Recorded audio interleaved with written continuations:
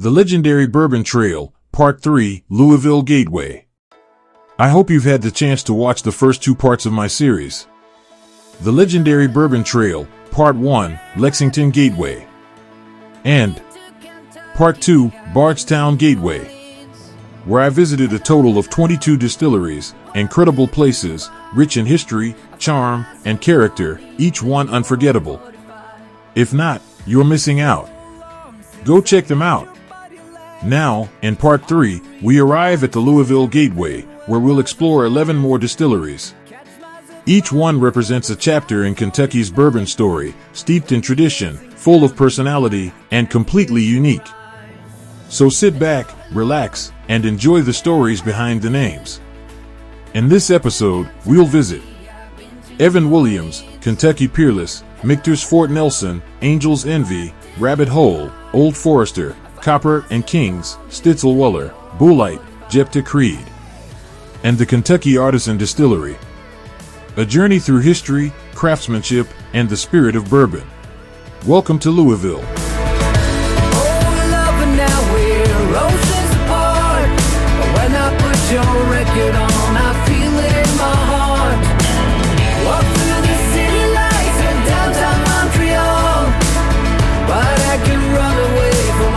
From my soul.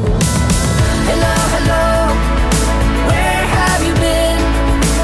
I've been to Kentucky, I've been to New Orleans. Hello, hello, what did you find? I found myself longing to play your old 45.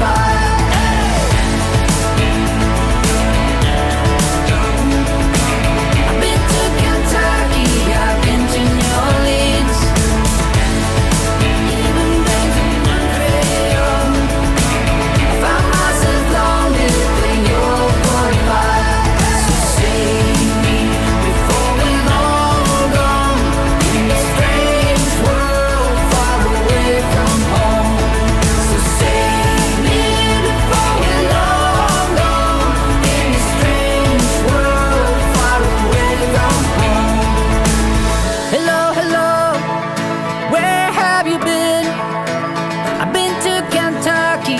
Been to New Orleans. Hello, hello, what did you find? I found myself lonely playing your old 45. There is a big question. Why so much bourbon in Kentucky?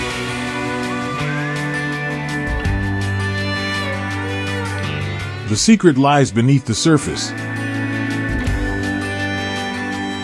Before we visit the first distillery, let me tell you about something that sets Kentucky apart from almost anywhere else in the world when it comes to making bourbon. It's not just tradition or passion, it's geology. Beneath Kentucky's rolling hills lies a massive limestone foundation, especially concentrated in the inner bluegrass region. This ancient limestone dates back over 450 million years, formed when the area was still covered by a shallow tropical sea. But why does that matter for bourbon? Because this limestone is the quiet hero behind some of the best whiskey in the world. First, the water. Limestone acts as a natural filter, removing iron from groundwater. That's critical, because iron would give whiskey an off taste and an unwanted color. But it doesn't stop there. The same limestone also adds beneficial minerals like calcium and magnesium, which are essential for a healthy fermentation process. These minerals help the yeast work more efficiently, resulting in better flavor development during fermentation. Second, the location. Because of this high-quality, iron-free water, many of Kentucky's historic distilleries were founded near natural limestone springs. That's why places like Bardstown, Frankfort, Lexington, and Louisville became bourbon hubs. They weren't just chosen by chance, the land itself made them perfect for whiskey making. And third, the soil. The limestone doesn't just affect the water, it also makes the soil richer in minerals, especially good for growing corn, which by law must make up at least 51% of every bourbon mash bill. In short, good water plus good grain equals great bourbon. Fourth, the weather. Kentucky experiences all 4 distinct seasons, and that's a big deal for bourbon. The hot summers and cold winters cause the whiskey to expand and contract inside the barrel, drawing it deep into the charred oak and back out again. This natural breathing process intensifies the interaction between wood and spirit, adding depth, color, and complexity over time. You can't rush that. It's Kentucky's climate that brings bourbon to life. So while Kentucky's limestone shelf may not be the biggest in the world, its unique combination of water purity, mineral-rich soil, perfect climate, and deep tradition makes it absolutely ideal for bourbon production. This isn't just a place where bourbon is made. It's a place where bourbon was meant to be made.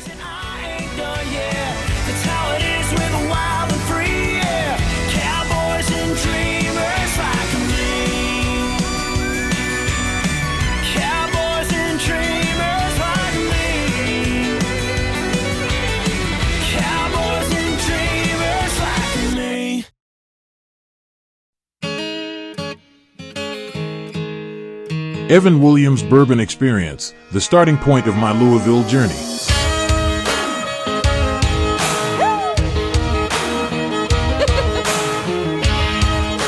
The first stop on my Louisville Gateway tour takes us to a name that holds a special place in bourbon history.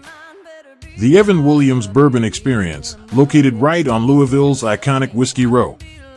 This historic stretch was once the beating heart of the American whiskey trade, and today, it's home to some of the most well-known distilleries and craft experiences in Kentucky. Evan Williams sits right in the middle of it all.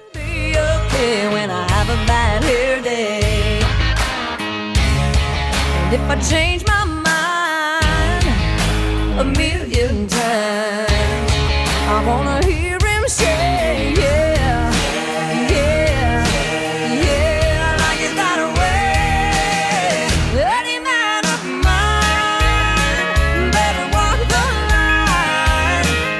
line. Evan Williams is recognized as Kentucky's first commercial distiller, having founded his distillery back in 1783. Right on the banks of the Ohio River. The location was no coincidence. The proximity to the river made it easier to ship barrels across the growing frontier. He was a true pioneer, and the modern-day brand that bears his name is a tribute to his legacy and impact on the bourbon world. The tour itself is a modern visitor experience, blending history with immersive storytelling. Here's what you'll find.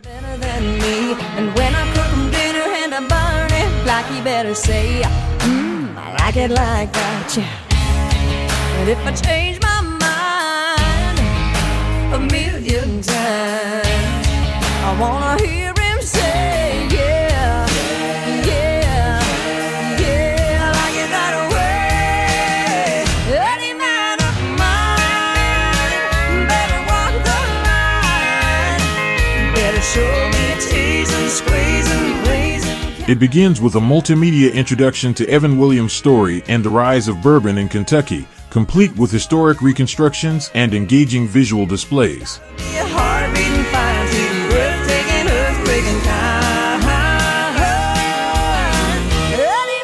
Next, you'll get a guided walkthrough of the bourbon making process, from grain selection and fermentation to distillation, barrel aging, and bottling. Some production steps are demonstrated on site. A highlight is the recreation of Evan Williams' original 18th century distillery, offering a glimpse into how whiskey was made over 2 centuries ago. The importance of barrel aging is also explained in detail, how wood, weather, and time come together to shape flavor.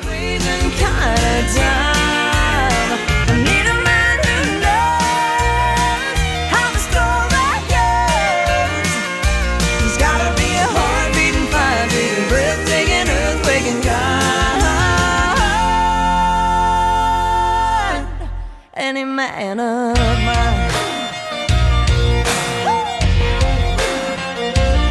You gotta shimmy, shake, make the earthquake, kick, turn, stomp. The tour ends with a guided tasting, where guests sample several expressions of Evan Williams bourbon, including classics and limited editions. It's a great opportunity to learn how to nose and taste bourbon with a deeper appreciation.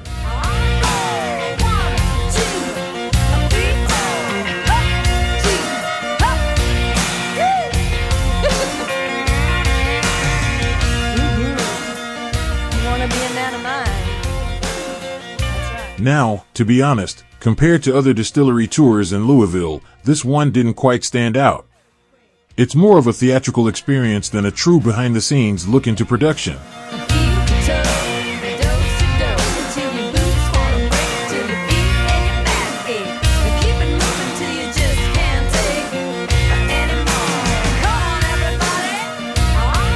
But even so, for any bourbon enthusiast, it's a stop that shouldn't be skipped. Because without Evan Williams, without Louisville, and without Whiskey Row, so many other bourbon stories might never have been written.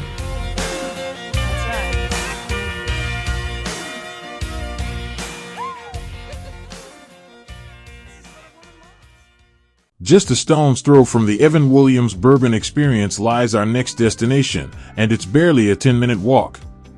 On the way, we passed through Louisville's historic downtown, past beautiful old buildings, the iconic Louisville Slugger Factory, where the legendary baseball bats are made, and the Michter's Fort Nelson Distillery, which we'll be checking out a bit later. But first, we're heading to the Kentucky Peerless Distilling Company, located at 120 North 10th Street. Now, this place has some real history. Let's check it out. Was just a stick shit back when you took a pic and didn't have to post it. Back when a Baptist church was where we learned to sing. Yeah, we did. I could use some back then right now. 98 Chevy with the tailgate down. FM only with the gold of a loud. Burning up the night, then I said wow. I could use a little more wide open. Back when all I wanted was the hand I was holding. Living in the moment with a good time crowd. Making life count. Damn, I could use a little more back then right now. Back then right now. Back when a how you been came through a phone call. Back when a pastime was watching baseball. Yeah, back when politics, it wasn't table talk. Back when you had a fight, you could just walk it off. I could use some back then right now. 98 Chevy with the tailgate down. FM only with the It was originally founded back in 1889 by Henry Craver and ran until Prohibition shut everything down. Then, after decades in silence, it was brought back to life in 2015 by Craver's descendants, Corky Taylor and his son Carson. And let me tell you, what a comeback it's been. Peerless is a true gem on the Kentucky Bourbon Trail craft tour. It's small, authentic, and proudly handcrafted. Everything happens under one roof, from mashing to distilling to bottling. And here's something special, they skip chill filtration entirely. That means every drop retains its full flavor, just as it should. The tour is not only fascinating, it's super informative. You really get a sense of the passion and craftsmanship that drives this place. damn, I could use a little more back then right now.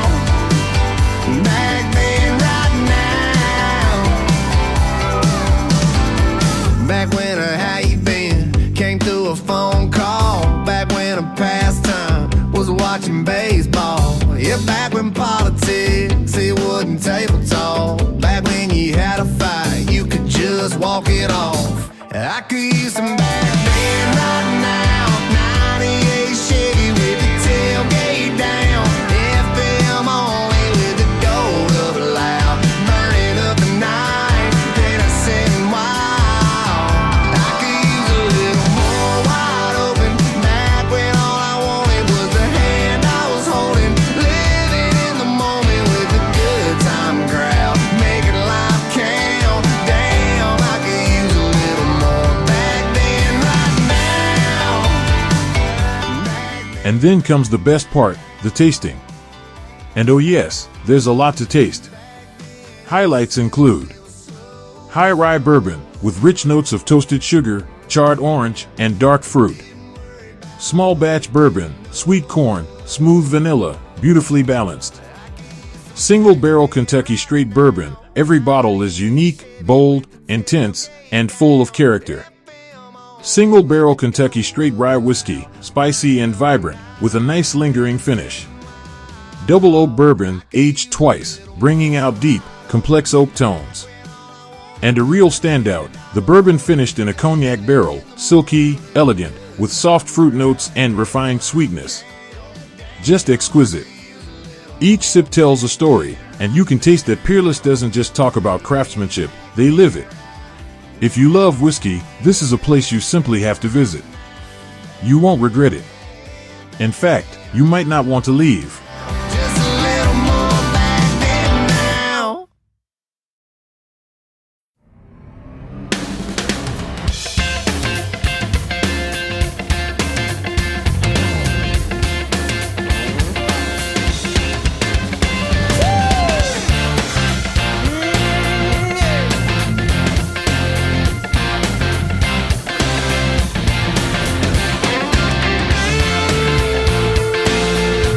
If you're doing the Bourbon Trail, Michter's Fort Nelson Distillery definitely deserves a stop, even if it's not quite on the same level as Angel's Envy, Rabbit Hole, or Old Forester when it comes to tour experience. Sometimes you stand, sometimes you turn your back to the wind. Michter's Fort Nelson Distillery, small in size, rich in history.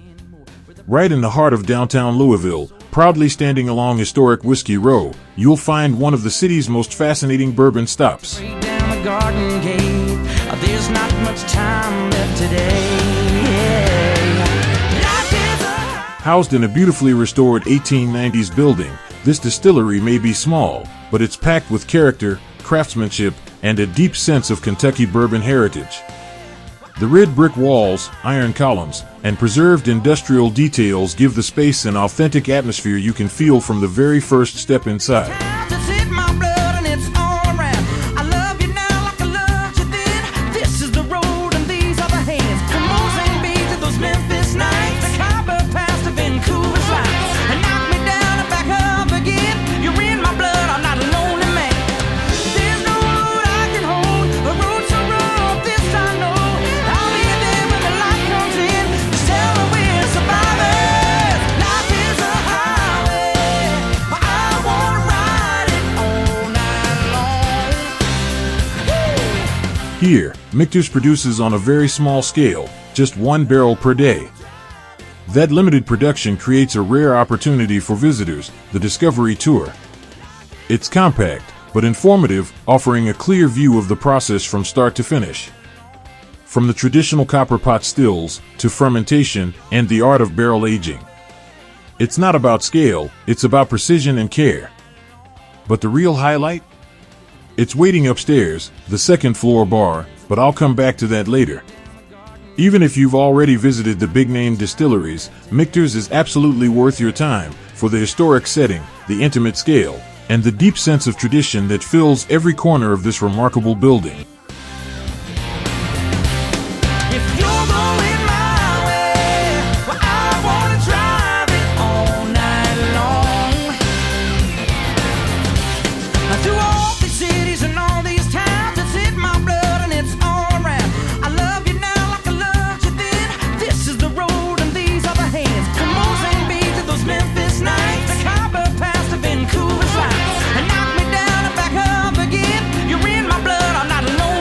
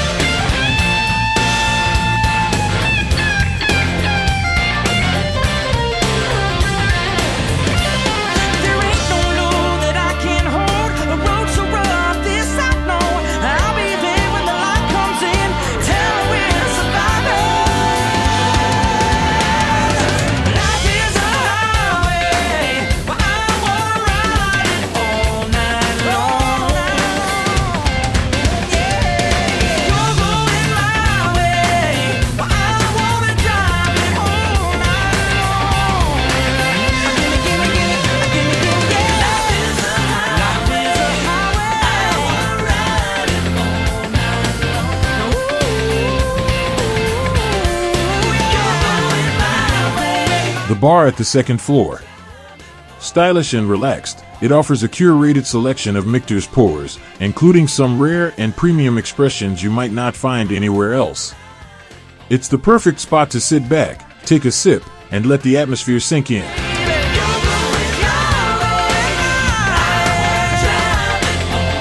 Michter's Fort Nelson may not be the largest or flashiest stop on the Bourbon Trail, but that's exactly what makes it so special. It's quiet. It's authentic. And for any bourbon fan, it's a must.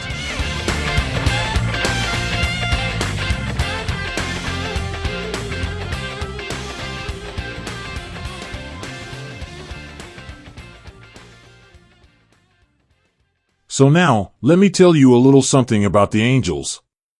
Because our next stop is a distillery that carries their name with pride. Angels Envy.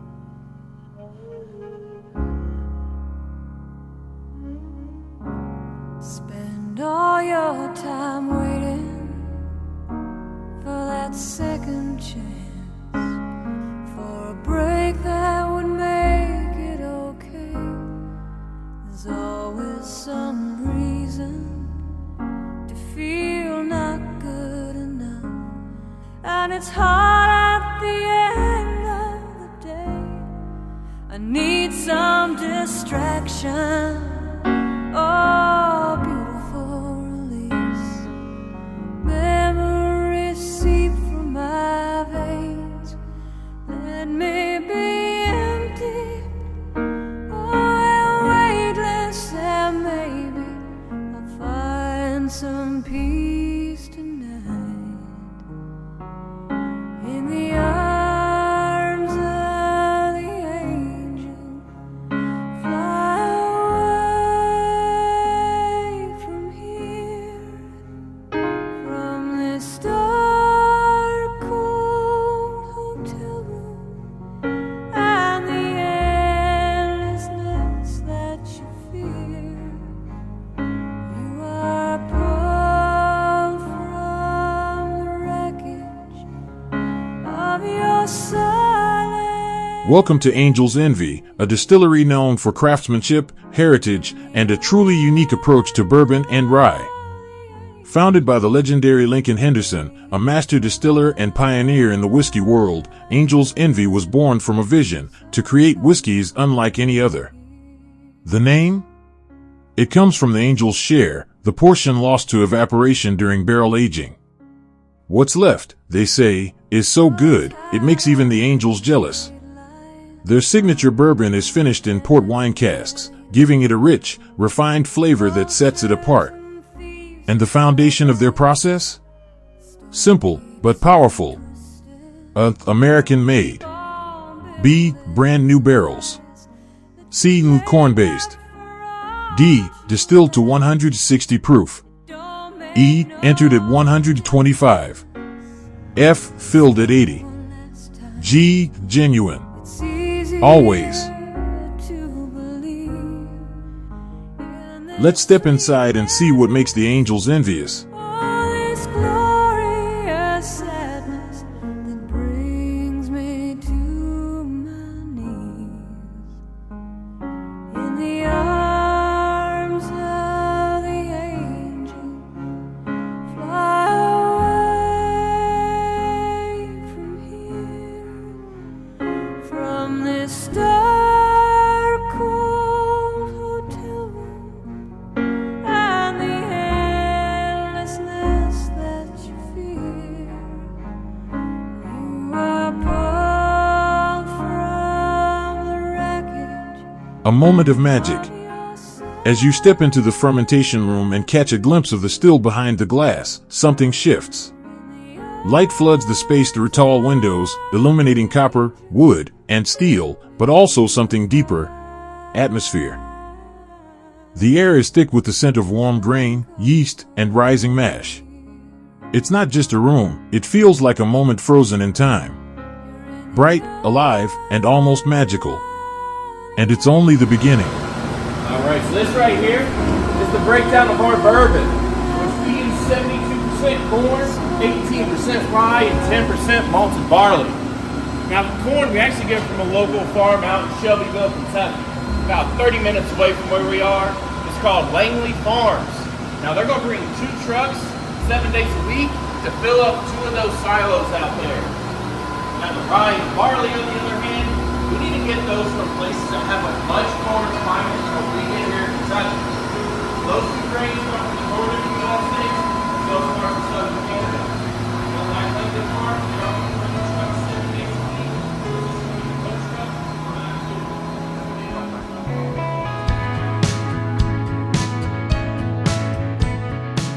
I've been on a lot of distillery tours, and I really appreciate y'all watching those. But there's one thing I just can't bring you through the screen, something you have to experience in person, and that's the aromas. Seriously, that's one of the best parts of any distillery tour. On both sides of the room, the large fermenters hum quietly with life. The mash inside is warm and active, releasing rich, earthy aromas of grain and yeast. It smells like corn and overripe bananas, a scent you simply can't find anywhere else but inside a working distillery. It's an early preview of the bourbon to come. You can almost see the transformation happening right before your eyes. It's 1:15. I'm all alone and I need you now. Just want to hold your hand over it, that heat, that CO2 is Said coming I out. wouldn't call, but I lost all We would like a control sample. and I need you That's now. about 9-10% alcohol right here. And I don't know how I can do without. At the front of the hall, rising proudly into the air, stands the column still. Gleaming with copper brilliance, it serves as the heart of the distillery's operation. Light reflects off every curve and rivet, highlighting the still's elegance and precision. Surrounded by glass on all sides, it's both a centerpiece and a sculpture, a modern icon of bourbon making grounded in deep tradition. This open, transparent layout isn't just beautiful, it's intentional. It invites you to witness the process, to see the textures, the movement, the glow. At Angel's Envy, the light doesn't just fill the room, it reveals the very soul of the bourbon. All the time. It's 1:15. I'm a little drunk and I need you now. Said I wouldn't call, but I lost all control and I need you now. And I don't know how I can do without. I just need you now.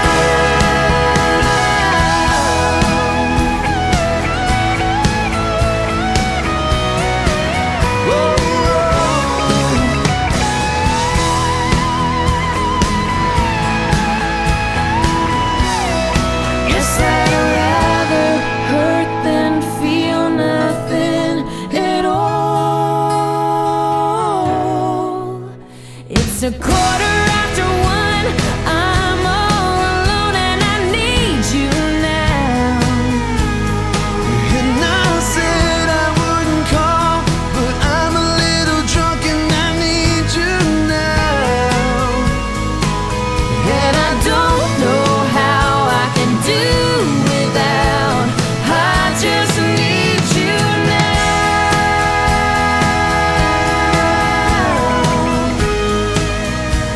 I just need you now.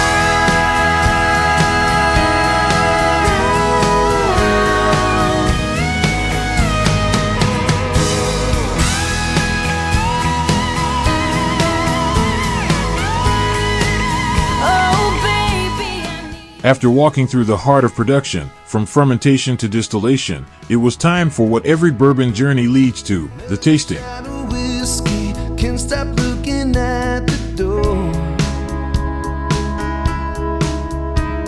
Wishing you come sweeping in the way you did before. Flagship bourbon. This has the mash bill we saw out there. That's 72 corn, 18 rye, 10 barley. Gonna age this one for 4 to 6 years in that charred oak barrel. Finish it in the port wine barrel for 3 to 6 months. Happens all the time. It's 1:15. I'm a little drunk and I need you now. But Angel's Envy takes this moment a step further. On the second floor, you are welcomed into a beautifully designed space that's more than just a tasting room. A full bar with elegant lighting, cozy seating areas, and soft lounge music creates a relaxed, modern atmosphere that invites you to slow down, sip, and stay a while. It's the kind of place where you don't just taste bourbon, you feel it. The craftsmanship, the story, the soul behind every glass. And just before heading out, don't miss the gift shop downstairs. Guess I'd rather hurt than feel nothing at all. It's The gift shop. It's more than shelves and bottles, it's where you find something to take home. Whether it's a bottle of their signature bourbon or a carefully selected souvenir, it's the perfect way to carry a piece of the experience with you.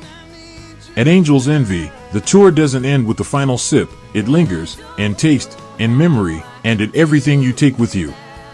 It is now clear why the Angels have become envious here.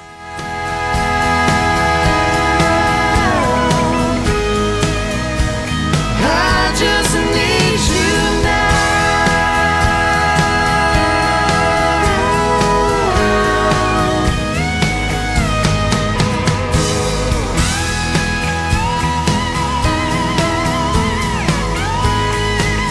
oh baby, I need you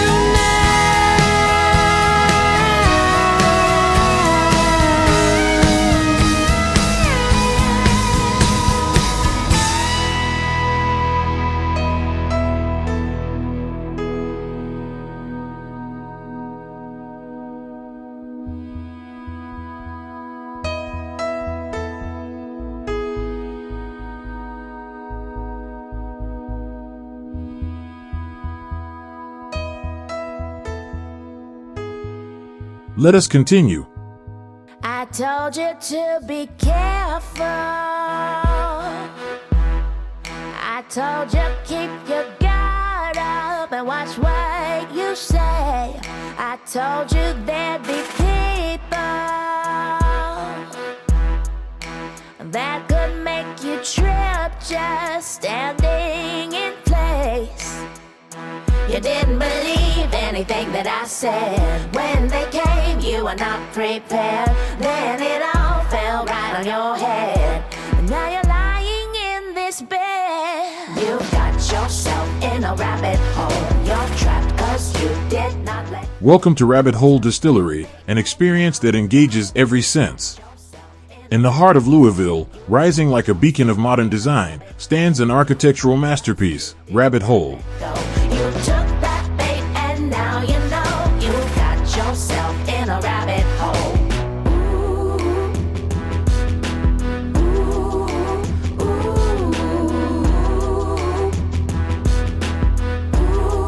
There's trouble all around. Anyone who steps inside enters a world where bourbon craftsmanship meets bold innovation, a place where tradition is reimagined with every drop. It's still there. It may even be someone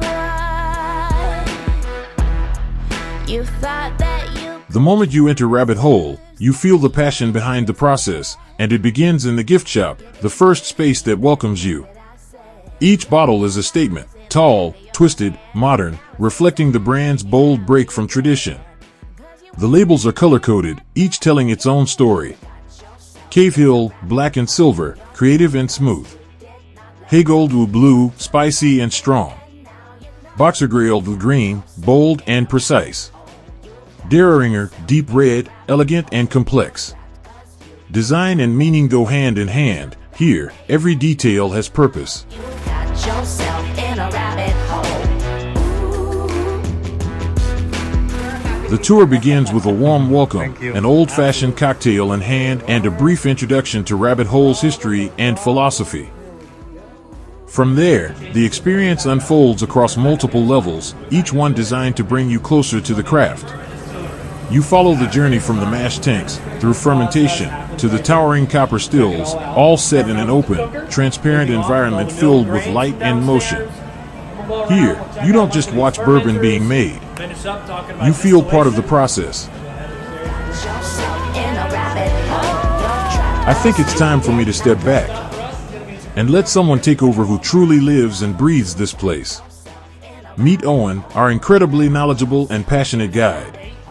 Let him take you deeper into the world of Rabbit Hole. Grain from downstairs will come up to this tube over here. It's the same one we were standing on top of down there. Grain gets taken up and over, goes directly into the cooker. We're going to add some water, liquid enzyme. We cook for a few hours. During the cook, starches in the grains turn into simple sugars. Simple sugar is exactly what you need for yeast to eat so we can make alcohol. After the cook here, we're going to drain all 8,000 gallons, send them into one of our fermentation tanks behind you all. Once that mash gets there, we add about 40 pounds of dry yeast. Mix it up. You're trapped 'cause you did not let go. You took that bait and now you know you've got yourself in a rabbit hole. You've got yourself in a rabbit hole.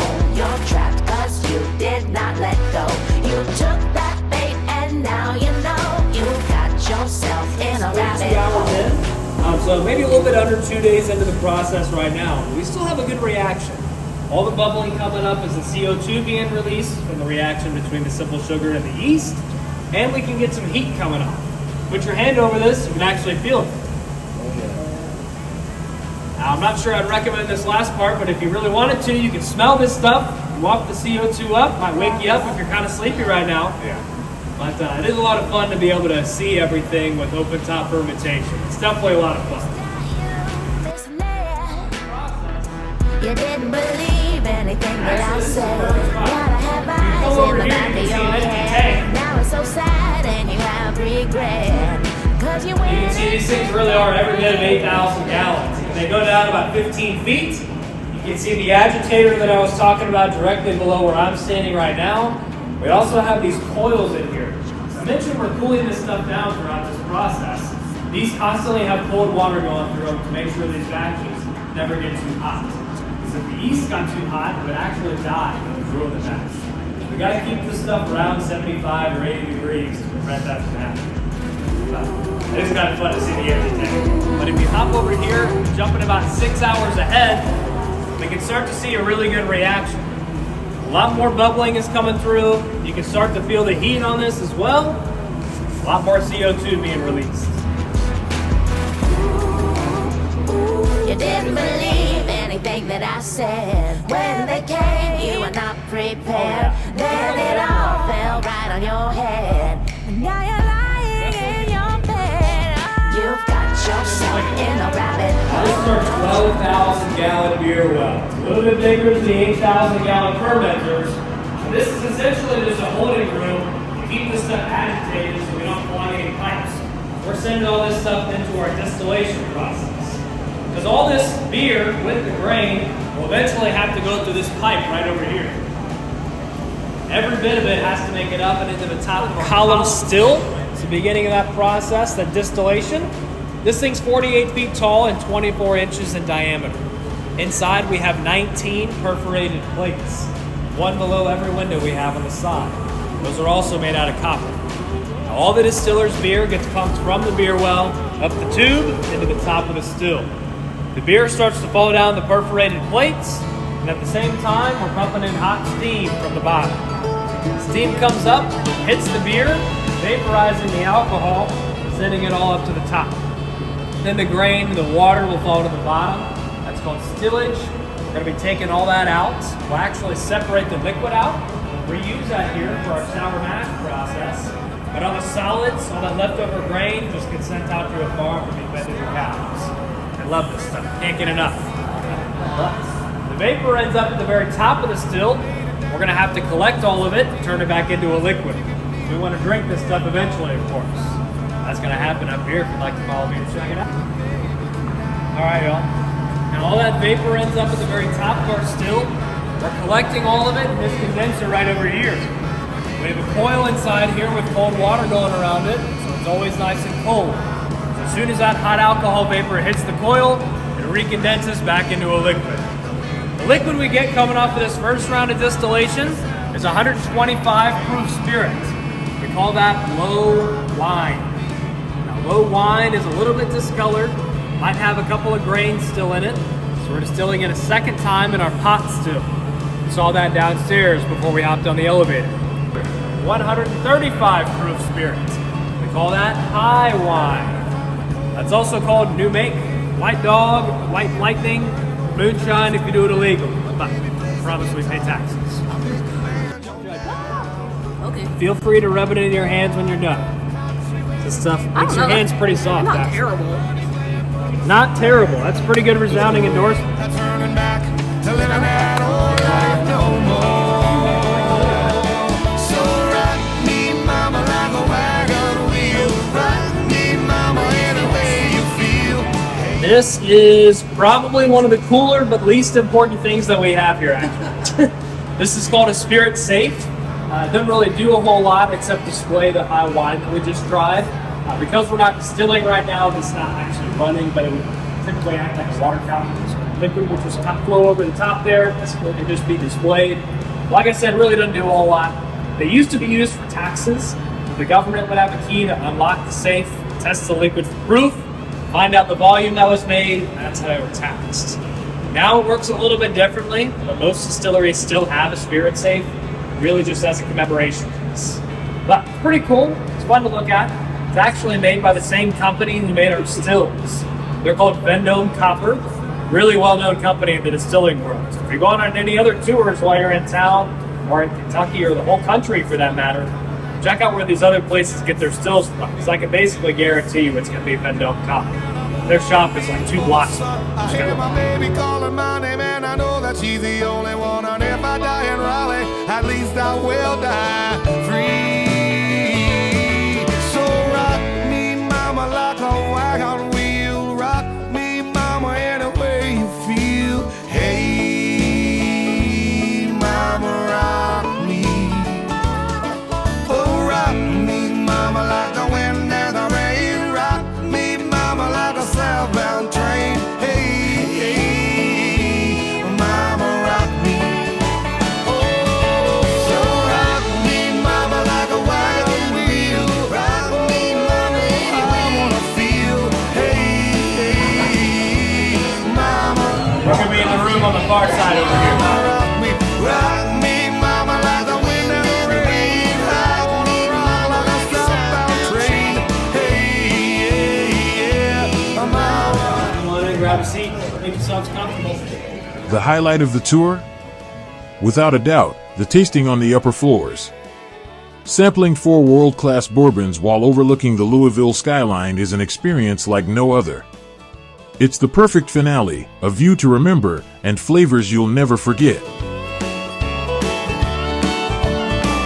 Mash bill and recipe to them, so they're all very different, but I'll be walking us through every step of the tasting here. Other than the flights, we should also have a glass of water and one of these blue droppers. Some people think it really opens things up to change how it tastes, smells, and feels, and some people think it really doesn't do anything. I think it changes at least a little bit with a couple of drops, so feel free to use it as you like. We're going to be going left to right on this flight, starting out with this black label, Cave Hill. Now, Cave Hill is the very first bourbon we ever came out with in 2016. It's our 4-grain triple malt bourbon whiskey. Mash bill here is 70% corn and then 10% each of malted wheat, malted barley, and honey malted barley. So we've got 3 different kinds of malt coming together to give us the triple malt in the name. Now for me, whenever I'm doing a bourbon tasting, first thing to do is always give this a nose. I also like to leave my mouth open a little bit to let some of the alcohol vapors escape while I'm smelling. So whenever you're ready, feel free to give this a nose.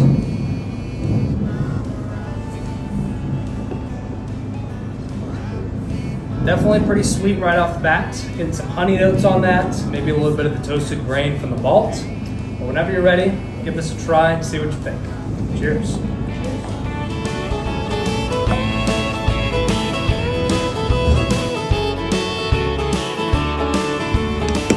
Now the second thing we're trying here is called High Gold. That's this blue label. This one's our high rye double malt bourbon. The mash bill here is 70% corn, so similar to the Cave Hill starting out, but then we use 25% malted rye and 5% malted barley to finish that out. Now, this is a rye whiskey. Now, just like bourbon has all these different laws and rules you have to follow, American rye whiskey will follow basically all the same rules. Except one's a little bit different. The mash bill here has got to be at least 51% rye. So it's kind of similar to the corn rule for the bourbon. I won't lie to you. Boxer Grill goes a little bit past the 51%. Wow. We're using A little bit. 95. Just a little bit? Oh yeah, 95% rye and 5% malted barley, which sounds terrifying because that's a lot of rye. But bear with me on this, because I think we'll be more shocked here than we were for High Gold, because this one doesn't really have any corn to give it sweetness. But when you give it a nose, it's really interesting.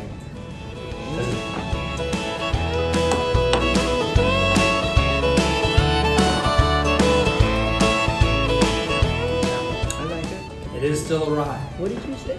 But it's really shocking because I'd say a good majority of rye whiskeys out there are 95.5 mash bills. But this one just sits so differently on the palate. I mean, it's very delicious in my opinion. It's one of my favorites, honestly. Red label. Walking to the south. Now this one's a wheated bourbon. The mash bill here is 65 corn, 25 wheat, 10 malted barley. Aging's about the same as the rest, 4.5 to 5 years in the oak barrel. But then after that, goes into a PX sherry cask. PX stands for Pedro Jimenez, which is a very specific grape used to make some sherry wine in Spain. Turns out, to make some of the sweetest sherry out there, we leave our bourbon in the sherry cask for another 6 to 9 months. It's going to pick up a ton of flavor during that time. But whenever you're ready, feel free to nose this, because it's going to be totally different from everything else. Very, very nice nose.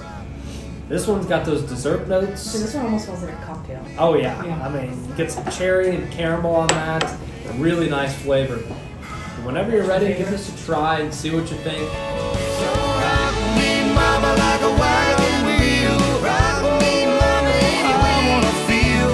Hey, mama, rock me, mama, rock me. Rock me, mama, like the wind and the rain. I wanna rock like a southbound train. Hey, yeah, mama, you can rock me, rock me.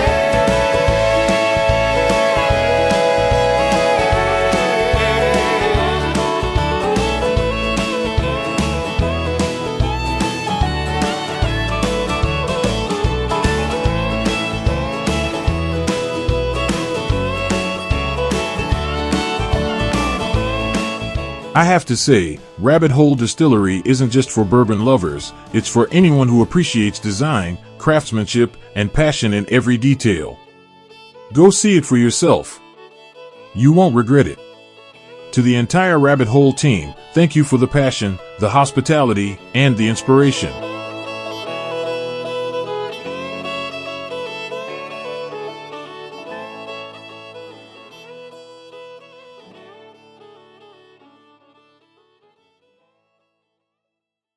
Let me share a few more details about whiskey, and more specifically, about bourbon. The word whiskey comes from the Celtic term, Jeptha, the water of life. A name that speaks to its long-standing place in human history, tradition, and celebration. But what exactly makes a whiskey a bourbon? First, you need to know, not every whiskey is a bourbon. But every bourbon is a whiskey. Bourbon is uniquely American, a spirit woven into the fabric of the nation's identity, like jazz or baseball. It's more than just a drink. It's heritage, craftsmanship, and pride, distilled into every drop. Here are the fundamental rules that define true American bourbon. Rule 1, made in the United States. To be called bourbon, it must be produced in the United States. It doesn't have to come from Kentucky, but over 95% of all bourbon is still made there, earning Kentucky its proud title, the Bourbon State. Rule 2, at least 51% corn in the mash bill. The grain recipe must contain at least 51% corn. The rest can be rye, wheat, or malted barley. Rule 3, distilled to no more than 160 proof, 80% alcohol.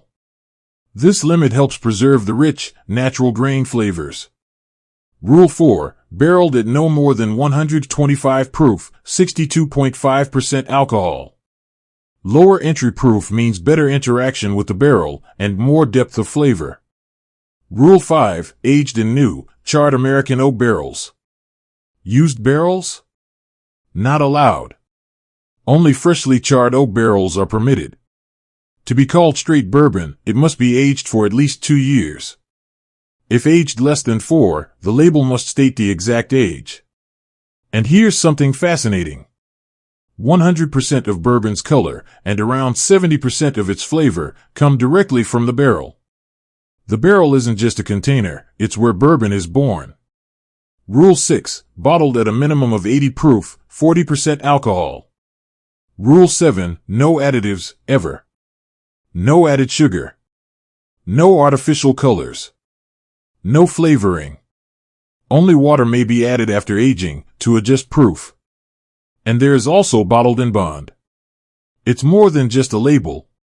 It's a promise, one of the earliest quality guarantees in American spirits history. Established by the Bottled in Bond Act of 1897, this designation ensures that the bourbon meets a strict set of rules.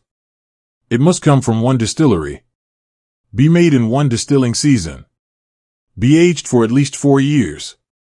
Bottled at exactly 100 proof or 50% alcohol. And aged in a federally bonded warehouse under government supervision. Why does it matter? Because back then, whiskey was often adulterated, cut with water, chemicals, even toxic substances. Some bottles were so tainted, people died drinking them. Bottled in Bond was a seal of trust, and today, it still stands for authenticity, transparency, and bold flavor. When you see Bottled in Bond on a label, you know exactly what you're getting. A true bourbon, made the right way. In the end, bourbon isn't just whiskey, it's a protected American spirit, shaped by tradition, governed by law, and perfected in oak. Every sip tells the story of grain, fire, and time. And the barrel that gives bourbon its soul. Okay. Ready for something a little different? We're leaving the world of bourbon, just for a moment. And stepping into a distillery that plays by its own rules. Copper and Kings, brandy, bass, and bold ideas.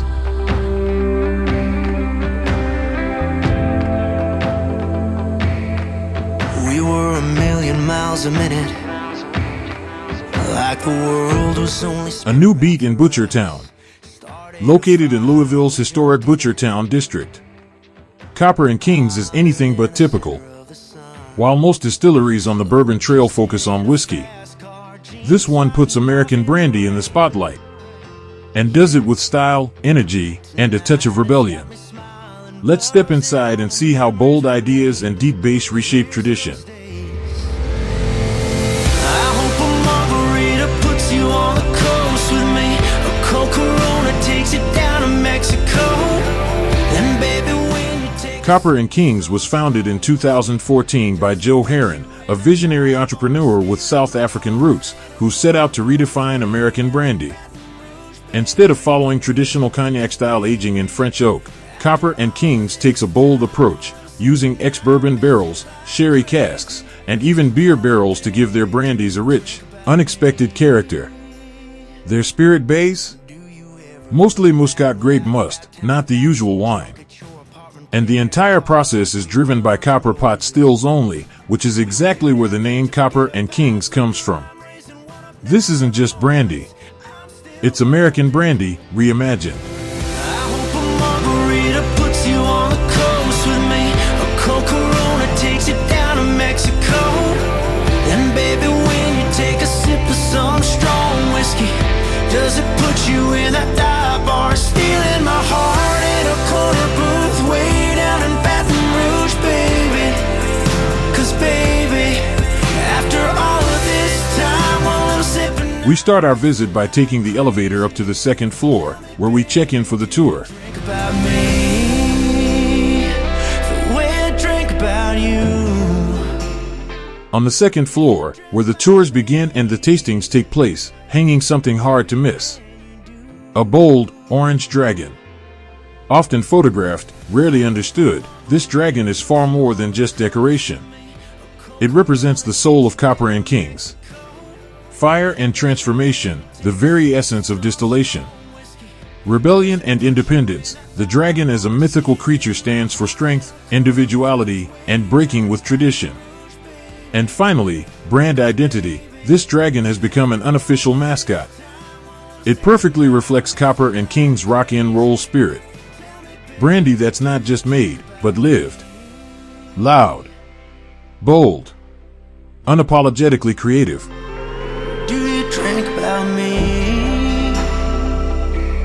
Drink about me.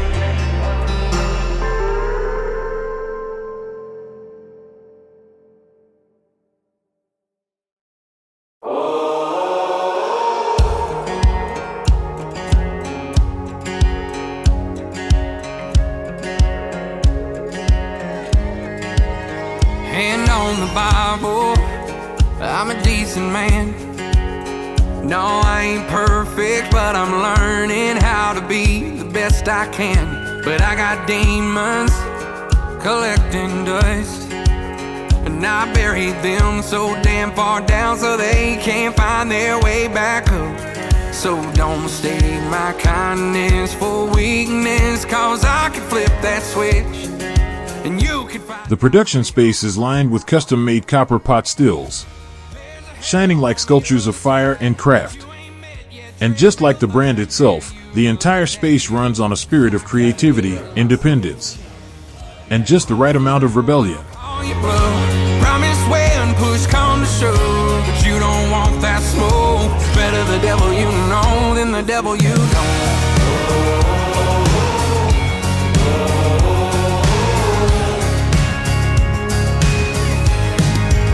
Don't pull the trigger, try your luck.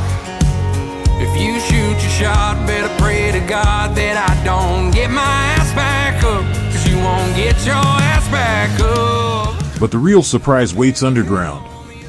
In the cellar, the aging barrels rest in total darkness, but not in silence. Here, they use a method called sonic aging, blasting loud bass-heavy music, often hard rock and heavy metal, through massive subwoofers to agitate the liquid in the barrels. The idea? The sound waves help the brandy move in and out of the wood more intensely, drawing out deeper flavors and accelerating interaction with the barrel. It's wild. It's loud. And it's fascinating. Is for weakness, 'cause I can flip that switch, and you can find out quick.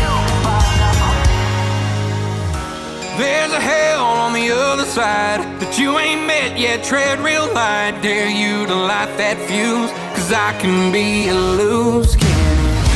Cross the line, I'll call you bluff.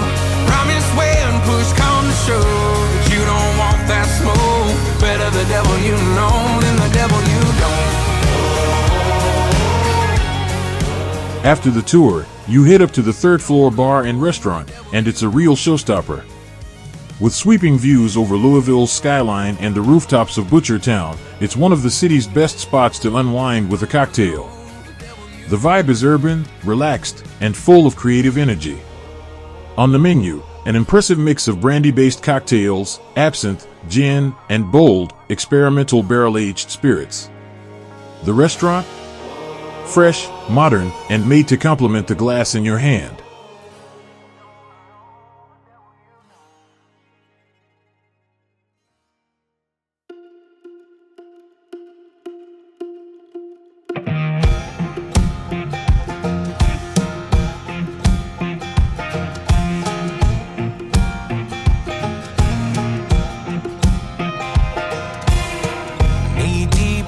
Now it's time for what I consider the absolute highlight of any distillery tour in Louisville. We're heading to the Old Forester Distilling Company. In my opinion, this is the best tour in the city. And soon, you'll see exactly why. Only way I know he's breathing is he just took a train. Let's step inside. Toward the neon light. There's a hole in his heart down at the hole in the wall. They found him with his hand wrapped round a whiskey poured too strong. There ain't no murder weapon, just a note that said she. Old Forester, a living monument to bourbon history. This distillery is far more than just a place where bourbon is made. It's a living monument to American whiskey history. We all saw it coming from a mile away. We knew that a goodbye would put him in the grave. And no, she won't go to prison, but he's doing life. She tied him to the bar and let that fire water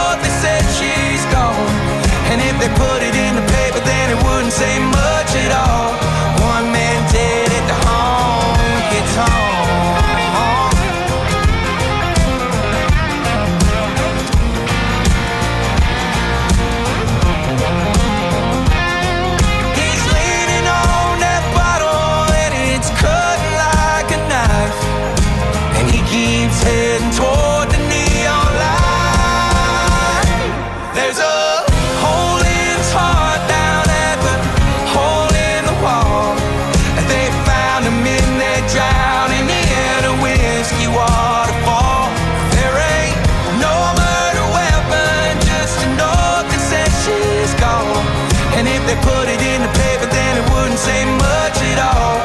One man dead at the honky tonk. One man dead at the honky tonk. One man dead at the honky tonk. Old Forester was founded in 1870 by George Garvin Brown and became the first bourbon ever sold in sealed glass bottles, a revolutionary move at the time. Even more remarkable, it's still owned by the Brown family more than 150 years later. The building that houses the distillery today has been lovingly restored, and it stands exactly where it all began, on Louisville's historic Whiskey Row. Behind its faithfully reconstructed 19th century facade, you'll find one of the most advanced yet authentic bourbon facilities anywhere in Kentucky.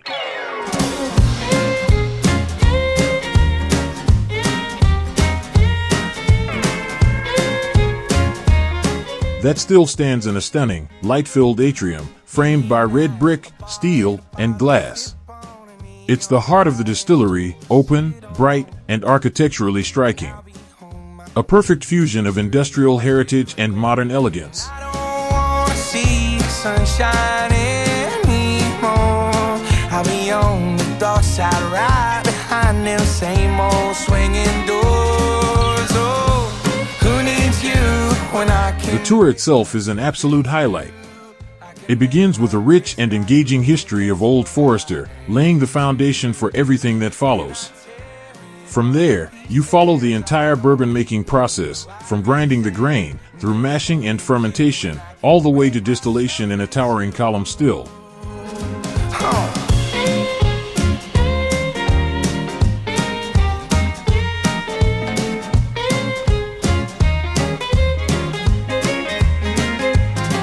I don't need a suitcase and a car in the fast lane to turn this bottle into a jack game. Me, myself, and I can get the job done fine. So don't flatter yourself anymore. But now, I'll lean back for a moment and let our guide take over. With his Scottish accent, dry humor, and deep passion for bourbon, he's a true character in his own right. 1870 is when it all started. You know our founder though? His name was George Garvin Brown. He was operating at a time when there were no regulations in place for bourbon. So he brought that to the industry himself. He had a little bit of a background as a pharmaceutical salesman. At the young age of 24, he was going door to door selling medicinal bourbon to the doctors. What a nice job, you know? Not like being the Avon salesperson, you know? But I will say, he had a unique idea. A glass bottle. Yeah, at the time, bourbon was usually sold in ceramic jugs. And that was because it made it really easy to tamper with, actually, you know? And glass was expensive back then. They were all hand blown. Going to errors and stuff like that made it expensive, yeah. And we actually have one of those on display, by the way. As you guys walk downstairs, you'll have noticed our lovely display cabinets, eh? The bottle on the far left, 1891. It's the oldest one we have on record too. And if you didn't see it, that is quite alright, because it's going to be in a video in a second. And we've got loads more history too. I mean, even the building that you guys are standing in, this is one of our original headquarters. They opened it in 1882. And they did everything here. You know, we'd actually store our barrels and age them, we'd blend them, then bottle them. You know? But yeah, we weren't always here. But the good thing is, guys, we didn't close down, we just moved. The current headquarters, 20 minutes down the road. We came back here 7 years ago. After they fixed it up, we don't just drink it here, we don't just sell it, we make it too. Yep, fully functioning production sites. This afternoon you'll see quite a bit going on. We've got some fermenters going, we distill the product in this building too. There's also a little cooperage upstairs where they make their own barrels. We age it on location and we bottle. Pretty much all of it. But can you guess the best part, guys? Can you guess the best part, eh? Drink it. That's exactly it. It's good quality bourbon, you know. We actually like to say we give out the samples for free. We're just charging for the tour. But you know, our founder on day one wasn't technically making his own bourbon. He was a rectifier as well. Doing it the right way, See, a lot of people would poison people, you know. They put like rusty nails and paint thinner in the product, make it look like bourbon, sell it instead of aging it for years. But our founder, he would source the distillate from 3 locations in Louisville that he trusted. He'd age it in his own barrel 6 to 7 years. And he was doing that for most of his career, almost half his life as well. 31 years he was rectifying. You know, as it goes, once he made enough money for himself, he did become a distiller. And at a perfect time as well. You know, I did read the early 1900s, that's when it was all kicking off here, you know. We're actually in the heart of the bourbon boom as well. Have you guys heard of the nickname Whiskey Row for the street we're on? Now, there's a good reason they got that nickname. You know, because at that time they had about 90 whiskey businesses operating here, all within 5 blocks of where we're standing. Makes sense, obviously. Like I said, you know, that transportation hub is 2 blocks away. Soon to be 1 block, you know. Now, I will say, right, the bourbon boom obviously didn't last forever because prohibition was looming. But did it really stop yet? Because this country just drank through it the whole time, having a nice 13-year illegal party. You know? And I think it's kind of funny because back home, for my country, it's always been legal to drink. And I've sometimes wondered if that's why our drinking problem's a little bit worse. But I know you're not that far behind. Not that drink too, you know. That's it, this brand new turtle. The cooperage will tell you way more, right? Now, location is key as well. I bet you know this one, so I'm going to check, right? Where can you make bourbon? Anywhere. That's it. That's it, anywhere in the US. But you know, we're famous for it. We make the best ones. There's a lot of it too. Let me tell you why. But I think we chose to etch in 90 just in case it changes over time. That's going to be difficult to update, you know. I will say, we've got the history. You know, farmers use their leftover grains to make some whiskey on the sides. Corn goes quite well here, you know. So you've got the history. Now, as you see there, we've got the water too. This wall, that's made of limestone. And we thought we'd include it to highlight that Kentucky sits in the 3rd largest limestone shelf in the world.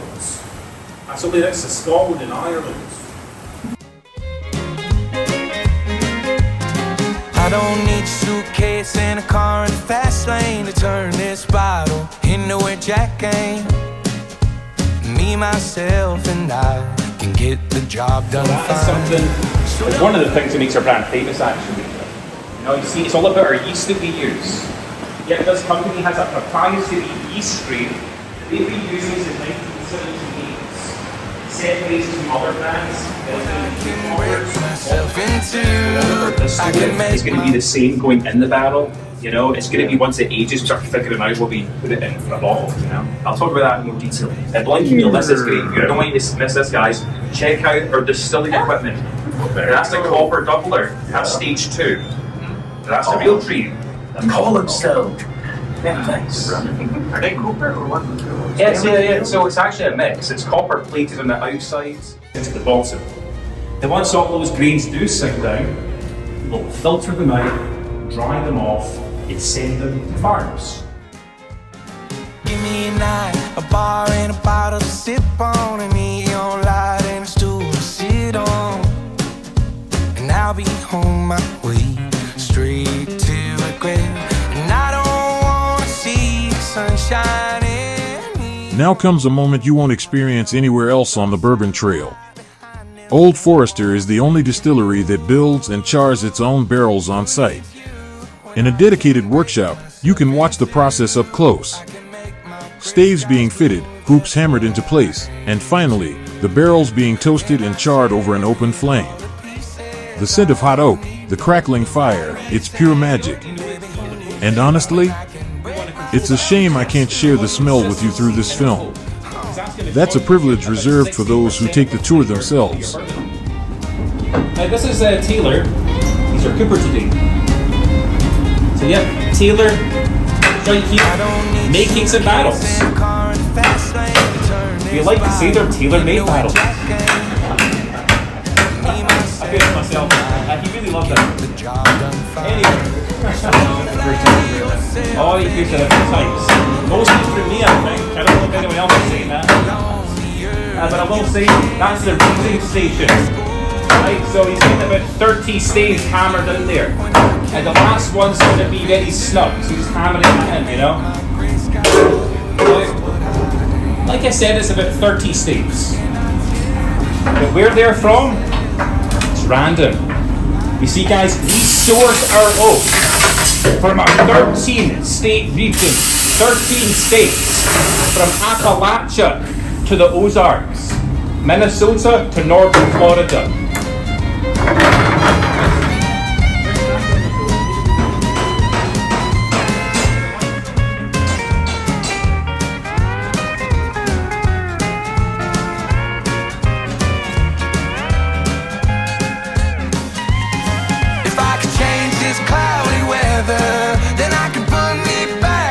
Say on the label, guys, that every single one of our barrels will be toasted for 15 minutes, a medium toast, before we char it. And I'll tell you why round the corner. Because the real event is setting a fire, a legally controlled fire. Don't worry, it's not going to burn down, but someone's going to start a fire very shortly, alright? Give me a night, a bar and a bottle to sip on, and me on light and a stool to sit on. And I'll be on my way straight to a grave. That you put a bit of heat in that barrel, some heat. You draw those sugars inwards. You gather them up, so that when you do light it on fire, you're basically caramelizing more sugars. You're getting a sweeter barrel by toasting then charring. But yep, the main event. I'm not pressing that button because that would be rude. Perhaps we have a volunteer who would like to raise their hands. Oh, you're eager, I can tell. One press will do the rest. Alright, you're a natural. There we go. Take it back if you like, guys.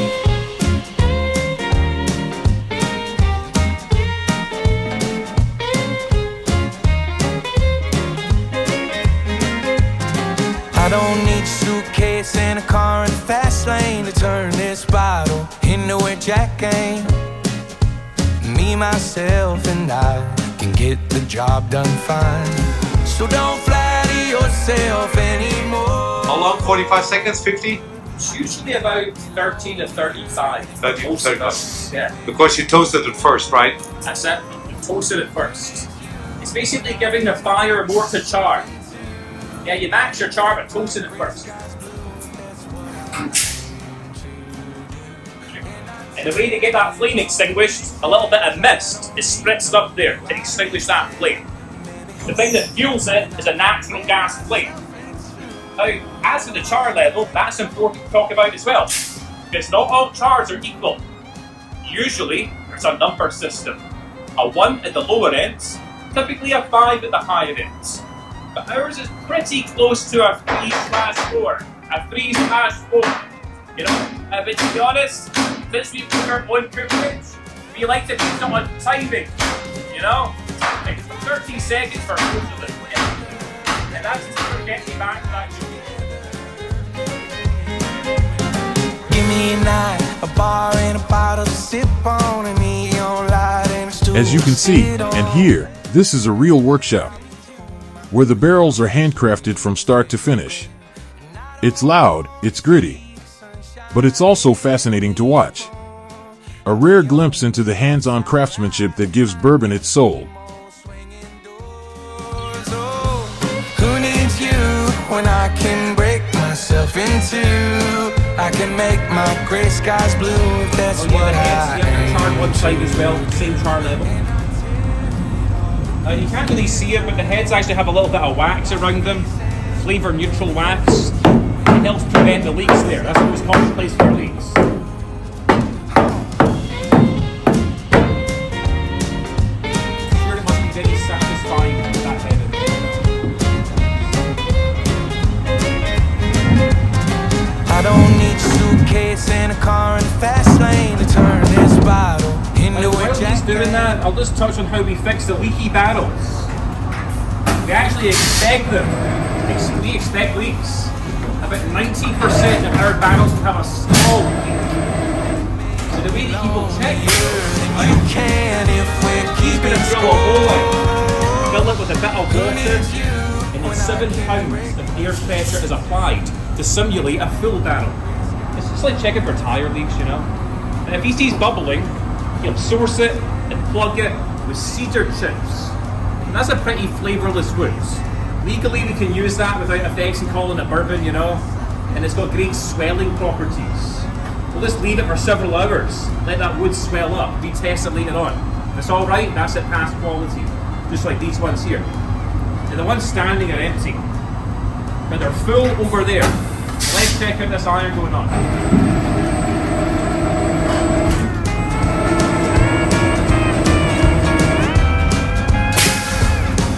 A little tiny bit of an encore.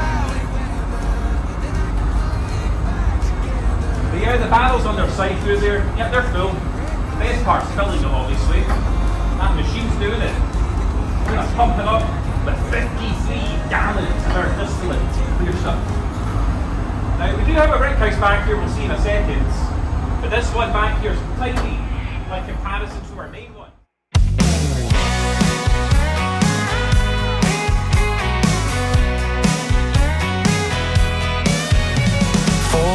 Hours got me going out my mind. Dallas dropped another game in overtime. Caught a ticket speeding down to 65. You know where I'm going. Guess I really went and messed it up again. Now my baby's goner than the Tulsa wind. Judging by the stone sober state I'm in, need to crack one wide open. Somebody pour me a drink, somebody bum me a smoke. I'm about to get on a buzz, I'm about to get on a roll. Yeah, I've been breaking my back, just keeping up with the Joneses. Y'all know what I mean, and y'all know how it goes. When it's up on a Friday, 9 pay, sliding over my way. I can't even think when I can hear them calling my name. Hey, somebody pour me a drink, pour me a drink. Bourbon brown eyes trying to get me drunk. Ain't stopping till the bottle and the job is done. Hey, I think I might have found my future love. Buddy, you should probably buy her one. Somebody pour me a drink, somebody pour me a smoke. I'm about to get on a bus. After a tour that was both insightful and entertaining, we end with what can only be called a tasting experience of the highest class. In a stylish setting, we sampled 5 exceptional whiskeys from the iconic Whiskey Row series. Old Forester 1870, 1897, 1910, 1920. And as a special bonus, the rare and limited 1924. Each of these bourbons tells a chapter in the Old Forester story, with its own unique flavor profile, proof, and character. And what can I say, our guide was outstanding, walking us through each pour with passion, depth, and expertise. Now you know why I call this the best tour in Louisville. And if you skip it, you're truly missing out. To get on a roll. Yeah, I've been breaking my back, Just keeping up with the Joneses. y'all know what I mean. Yeah, y'all know how it goes. When it's up on a Friday, 9 pay, sliding over my way. I can't even think when I can hear them calling my name. Hey, somebody pour me a drink, Somebody pour me a drink. yeah, somebody pour me a drink. Hey, yes sir, Pour me a drink, I'm on it, buddy. pour me a drink.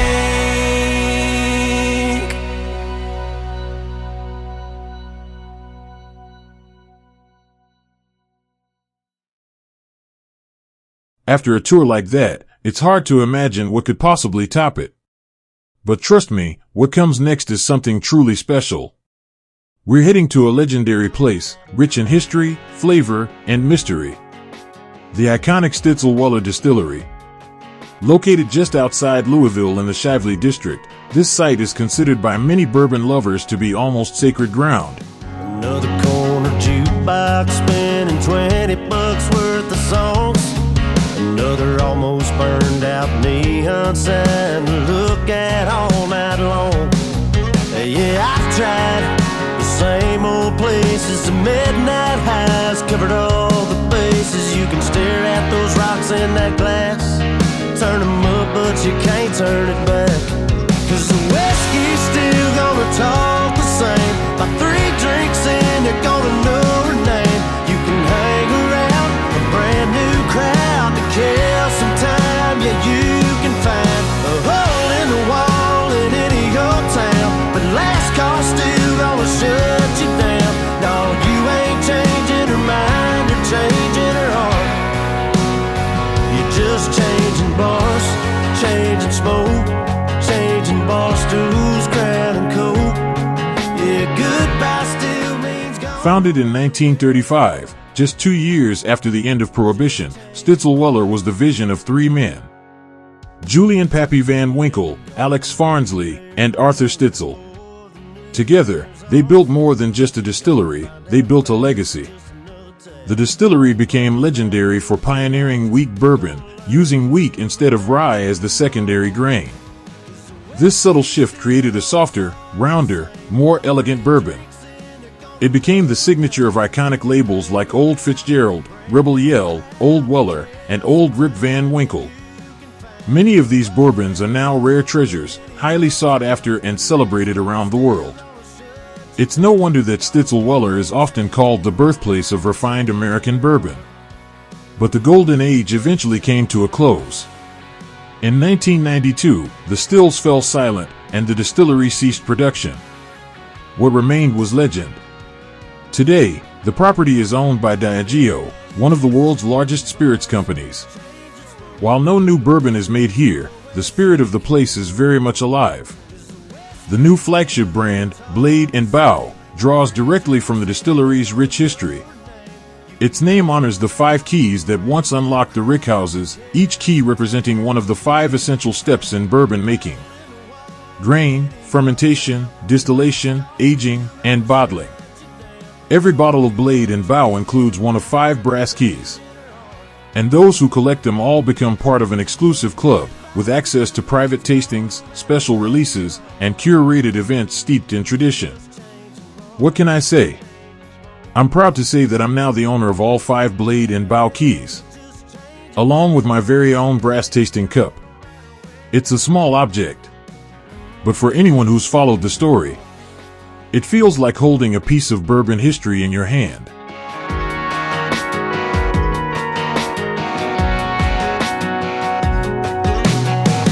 Another corner jukebox spinning $20 worth of songs. Another almost burned out neon sign to look at all night long. Yeah, I've tried the same old places, the midnight highs, covered all the bases. You can stare at those rocks in that glass, turn them up, but you can't turn it back. 'Cause the whiskey's still gonna talk the same. By 3 drinks in, you're gonna know her name. You can hang around a brand new crowd to kill some time. Yeah, you can find a hole in the wall in any old town, but last call still gonna shut you down. No, you ain't changing her mind or changing her heart. You're just changing bars, changing smoke, changing bar stools, crown and coat. Yeah, goodbye still means gone no matter where you are. You're just changing bars. You ain't gonna be there long before the new wears off. You're gonna find out fast that just another tap won't bring back what you lost. You're gonna learn to move and ain't moving on. 'Cause the whiskey's still gonna talk the same. By 3 drinks in, you're gonna know her name. You can hang around a brand new crowd to kill some time. Yeah, you can find a hole in the wall in any old town, but last call still gonna shut you down. No, you ain't changing her mind or changing her heart. You're just changing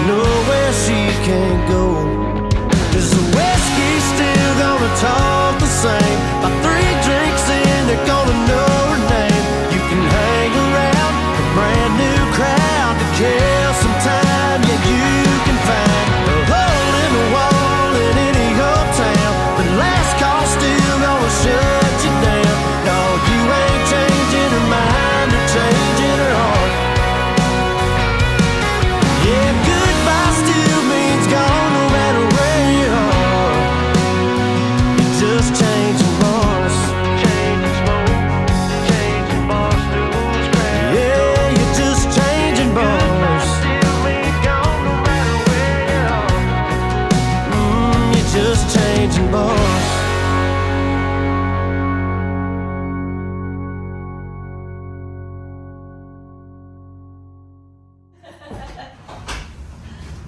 Right, please have a seat at the bar.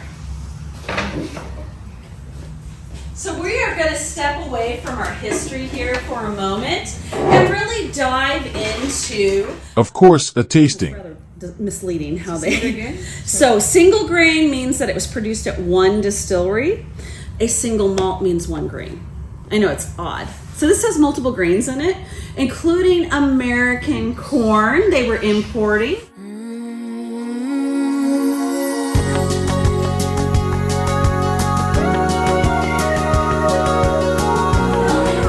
Essentially, this is where they used to fill the barrels of bourbon. Now I'm going to talk about this in toothpaste. And sorry, this fan's on right now.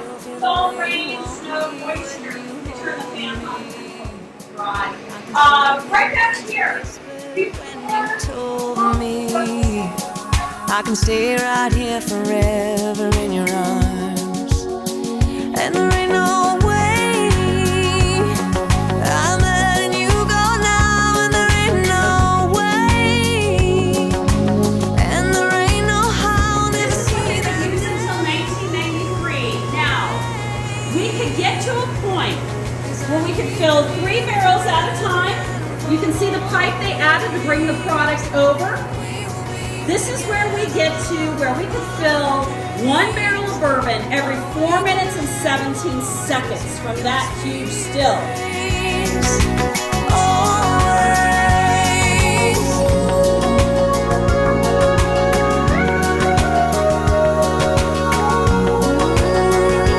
But eventually, it all came to an end.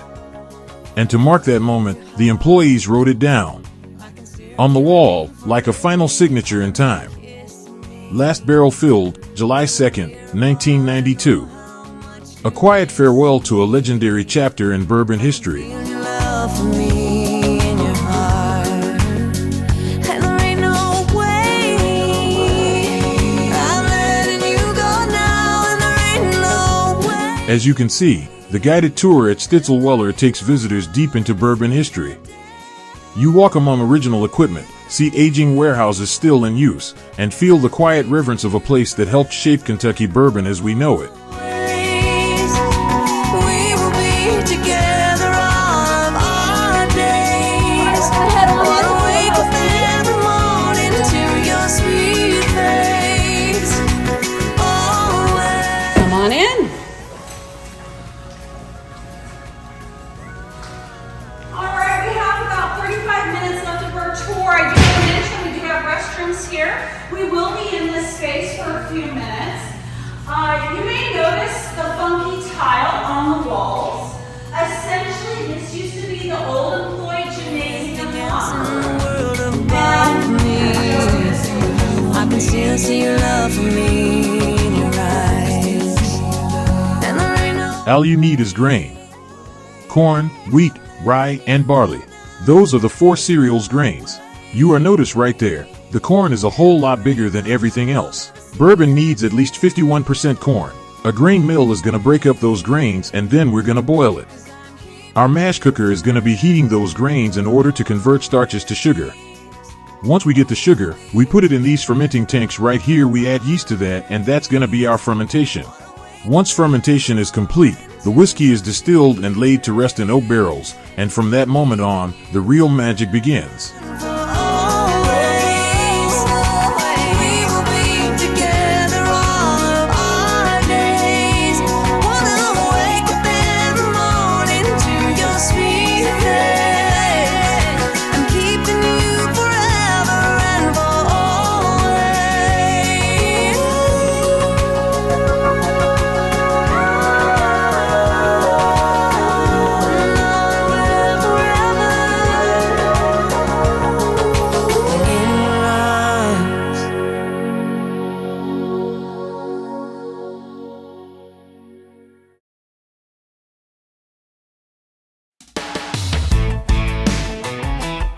Oh yeah. Come on.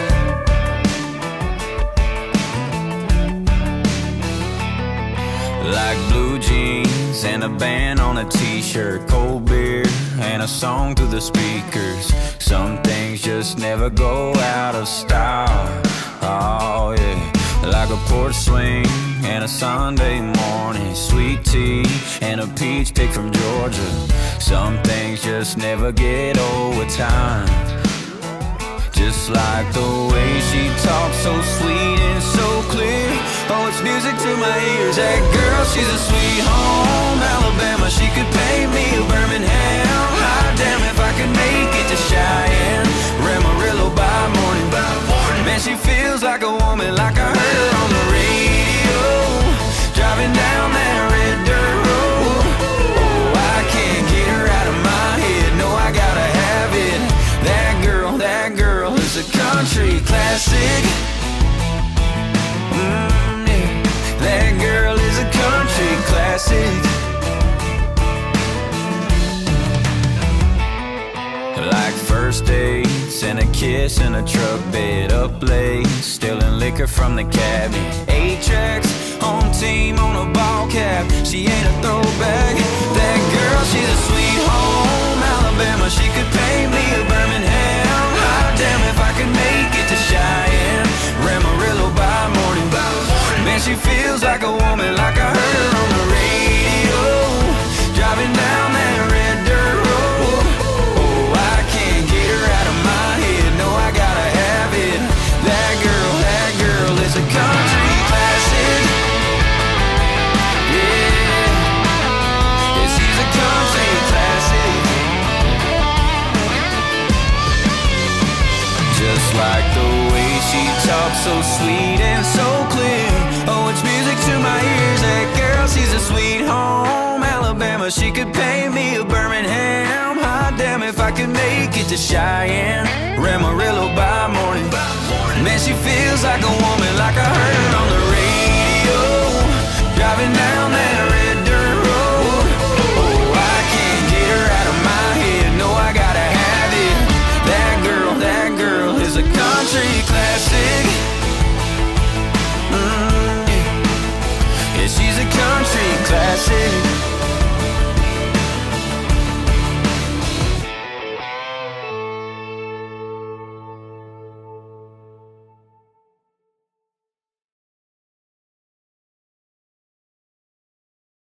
Time to leave the city behind. After the legends of Stitzel-Weller and the stories of Louisville's Whiskey Row, it's time to shift gears and trade city streets for open skies and farmland. We're heading a little off the beaten path now, to a place where tradition is passed down through generations, and innovation grows right out of the ground. Next stop, Jeptha Creed Distillery, where family, heritage, and heirloom corn come together in bold new ways.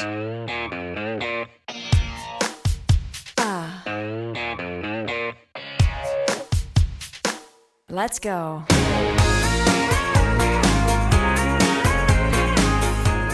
Welcome to Jeptha Creed Distillery. Just beyond the city limits of Louisville, nestled in the gentle hills of Shelbyville, lies a hidden gem. Jeptha Creed Distillery. One of the few family-owned and operated distilleries in Kentucky, it stands for heart, heritage, and true craftsmanship. This is no large-scale operation. Here, everything is done with care, from the selection of ingredients, to distillation, to barrel aging, each step led by people who genuinely love what they do. At the heart of it all, Joyce and Autumn Nethery, a mother-daughter duo who bring soul and dedication to every drop.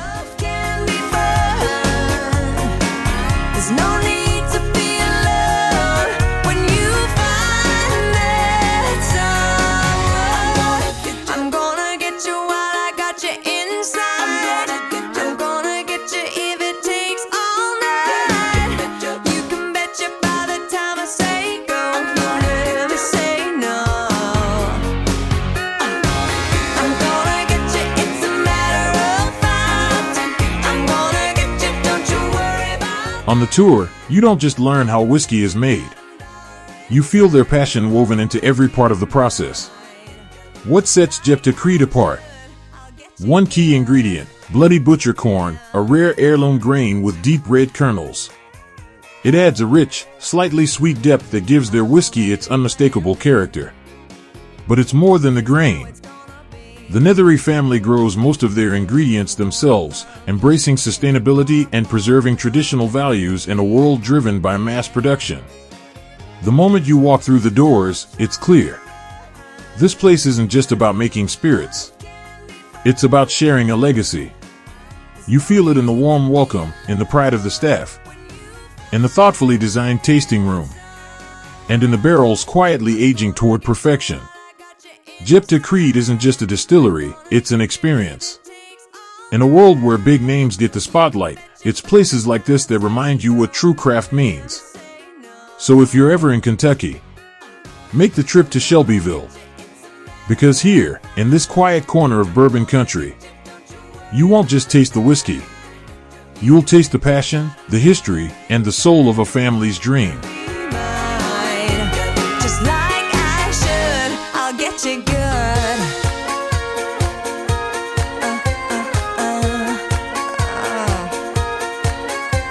Yeah, I'm gonna get you, baby. I'm gonna knock on wood. I'm gonna get you somehow, honey. Yeah, I'm gonna make it good. Yeah, yeah, yeah, yeah. Oh, yeah. So don't try to run, honey. Love can be fun. There's no need to be alone when you find that someone. I'm gonna get you while I got you inside. I'm gonna get you if it takes all night. You can bet you by the time I say go, you'll never say no. I'm gonna get you, it's a matter of fact. I'm gonna get you, don't you worry about that. You can bet your bottom dollar in time you're gonna be mine. Oh, I'm gonna get you. I'm gonna get you real good. You can bet you. Oh, I'm gonna get you. Just like I should, I'll get you good. Oh, I'm gonna get you good.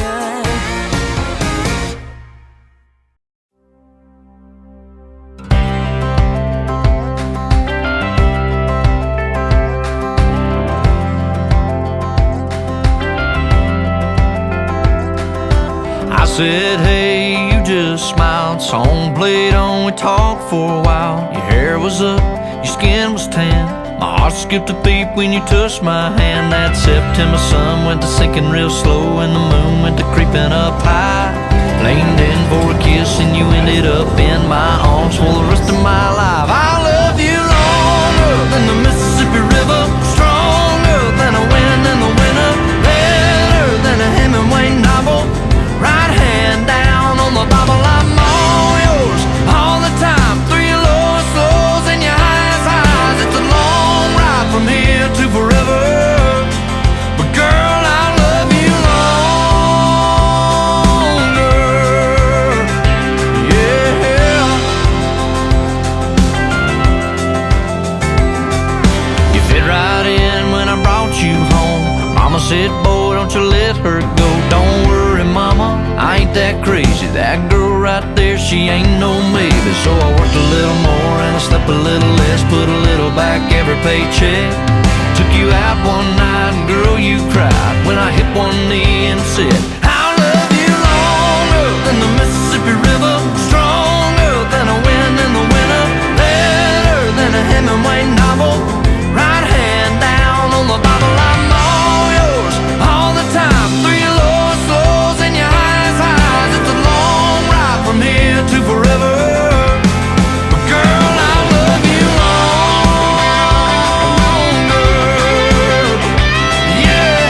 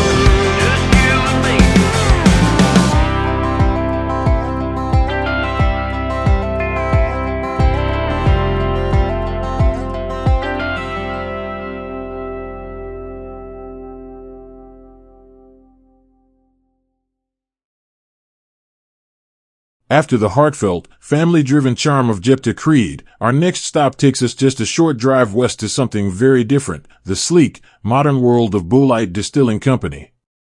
Here, tradition meets technology in a facility built for the future of bourbon.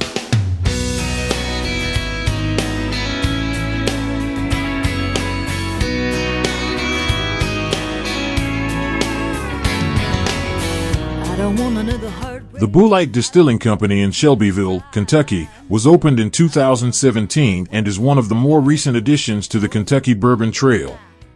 Unlike many of the traditional, family-run distilleries, Bulleit presents a modern, large-scale operation focused on efficiency and high-volume production.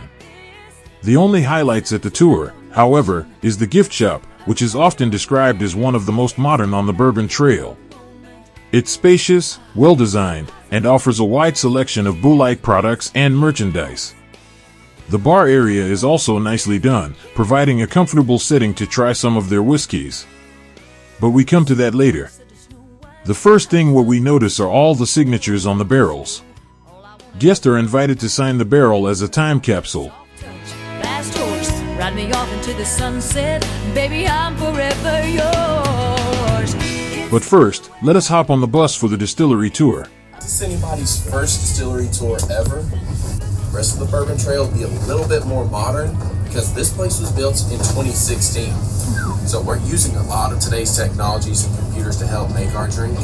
We appreciate the eco-friendly focus that underpins Bulleit's daily operations. Their shuttle buses run on propane. The mash is cooked using water sourced from an on-site retention pond, conserving resources. The corn used in their bourbon is grown by local farmers right here in Shelby County. As for the rye, it's sourced from colder climates where the grain thrives best. At Bulleit, the mash is infused with carefully selected flavor profile yeasts, each designed to break down sugars and release alcohol while adding unique character to the bourbon. Yeast strain number 1 brings notes of leather, banana, and subtle fruit. Strain 2 is known for its fruity and creamy profile. Strain 3 introduces vibrant strawberry tones. The 4th strain carries a light leather note. And the 5th offers a distinctive jackfruit aroma. If you're purchasing a single barrel bourbon, you're getting one specific yeast strain per barrel, not a blend, making each bottle a truly unique tasting experience.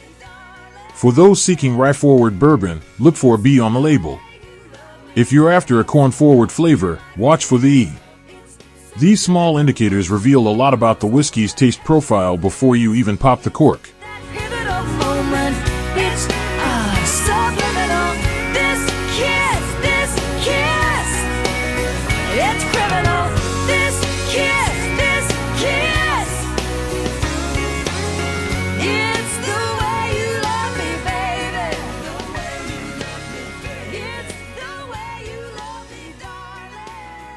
Compared to many of the distilleries I've visited, this one felt by far the most impersonal.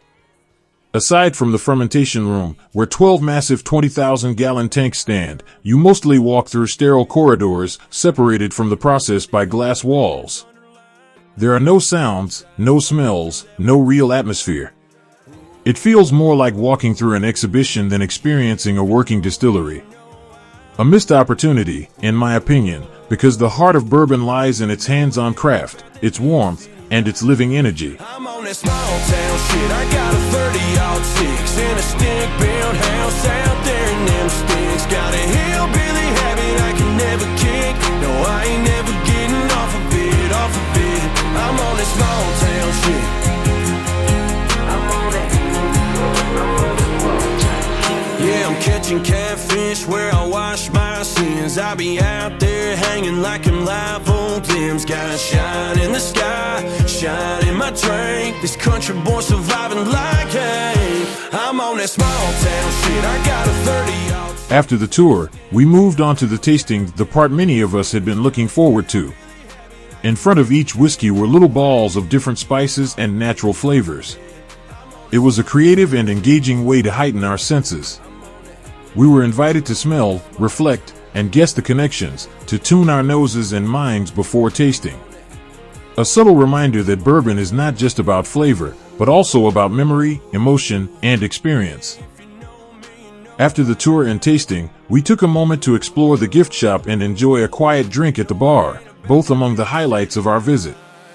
Then it was time to move on. 30-06 and a stick-built house out there in them sticks. Got a hillbilly habit I can never kick. No, I ain't never getting off of it, off of it. I'm on this small town shit. I'm on this small town shit. I'm on this small town shit. As we leave the bustle of Louisville behind, the road takes us east through rolling hills and quiet farmland. Just outside the city limits, in Crestwood, Kentucky, lies a distillery that feels more like a hidden workshop than a tourist destination. This is where tradition meets innovation, the home of Jefferson's bourbon, including their famous ocean bourbon, aged at sea.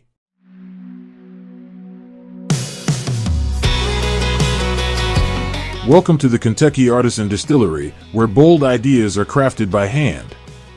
Sometimes, it's not the biggest names or grandest buildings that leave the strongest impression. It's the quiet, unassuming places, tucked away from the spotlight, where real magic happens. At first glance, this small, rustic site may not seem like much. But as the drone rises, you see, it's a place where passion, precision, and authenticity come together to craft something truly special.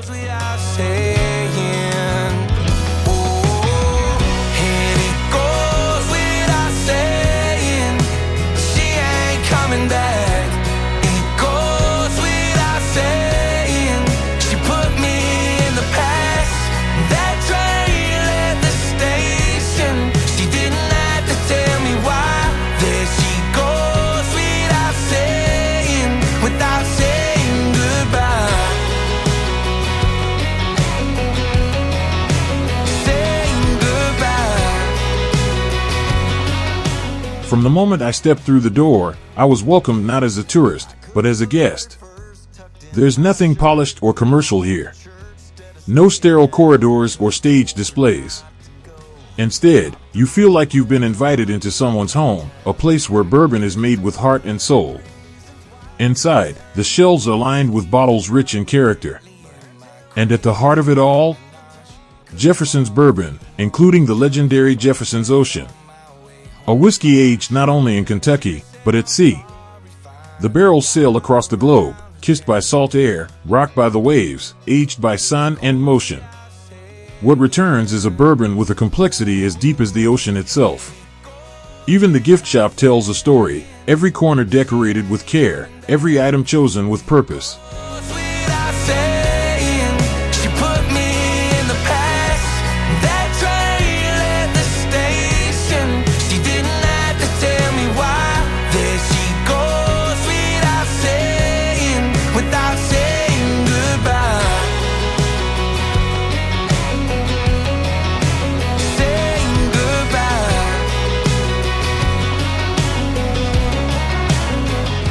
And our guide?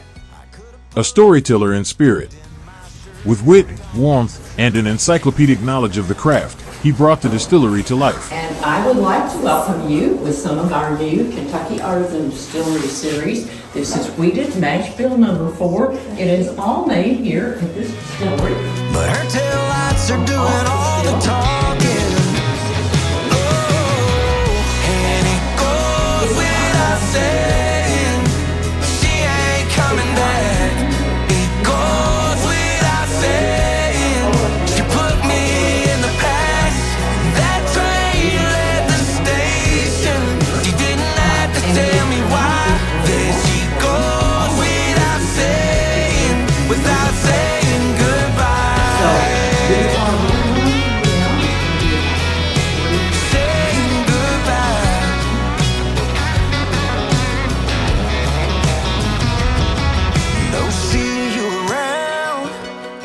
Every barrel, every still, every drop had meaning. What makes this distillery stand out isn't just innovation. It's the relentless focus on quality, the devotion to detail, and the absence of shortcuts. No assembly lines. No gimmicks. Just real bourbon, made by real people. The Kentucky Artisan Distillery may be small, but its spirit looms large. It's a hidden gem, and once you've been here, the big names feel a little less personal.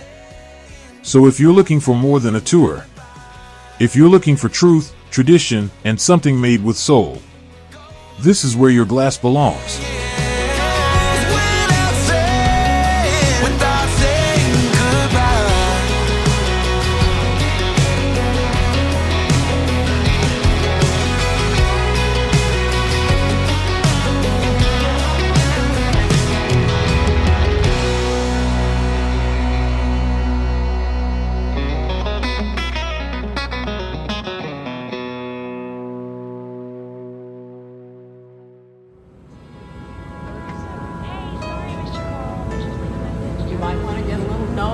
See what that's like? Not for you? White dog. Okay.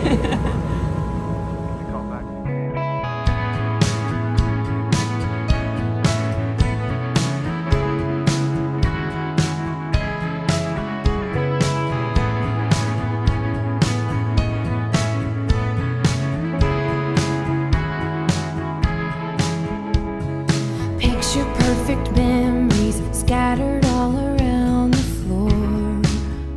As we step into the bottling room of the Kentucky Artisan Distillery, our eyes are drawn upward to a full-sized shark gracefully suspended from the ceiling. But this isn't just an eye-catching piece of decor. His name is Jefferson, and he tells a story. A tribute to Jefferson's ocean bourbon, Jefferson symbolizes the bold spirit behind a whiskey that dares to age at sea. These barrels journey across the world's oceans, rocked by waves, kissed by salt air, shaped by temperature and time. The result is a bourbon as complex as the voyage it endures. But the story doesn't end there. In partnership with OCEARCH, OCEARCH, a nonprofit that tracks and studies great white sharks, this distillery has embraced a theme of exploration, science, and the deep unknown. Jefferson the Shark reminds us, great whiskey isn't just made, it's discovered. Another shot of whiskey, can't stop looking at the door. Wishing you come sweeping in the way you did before. And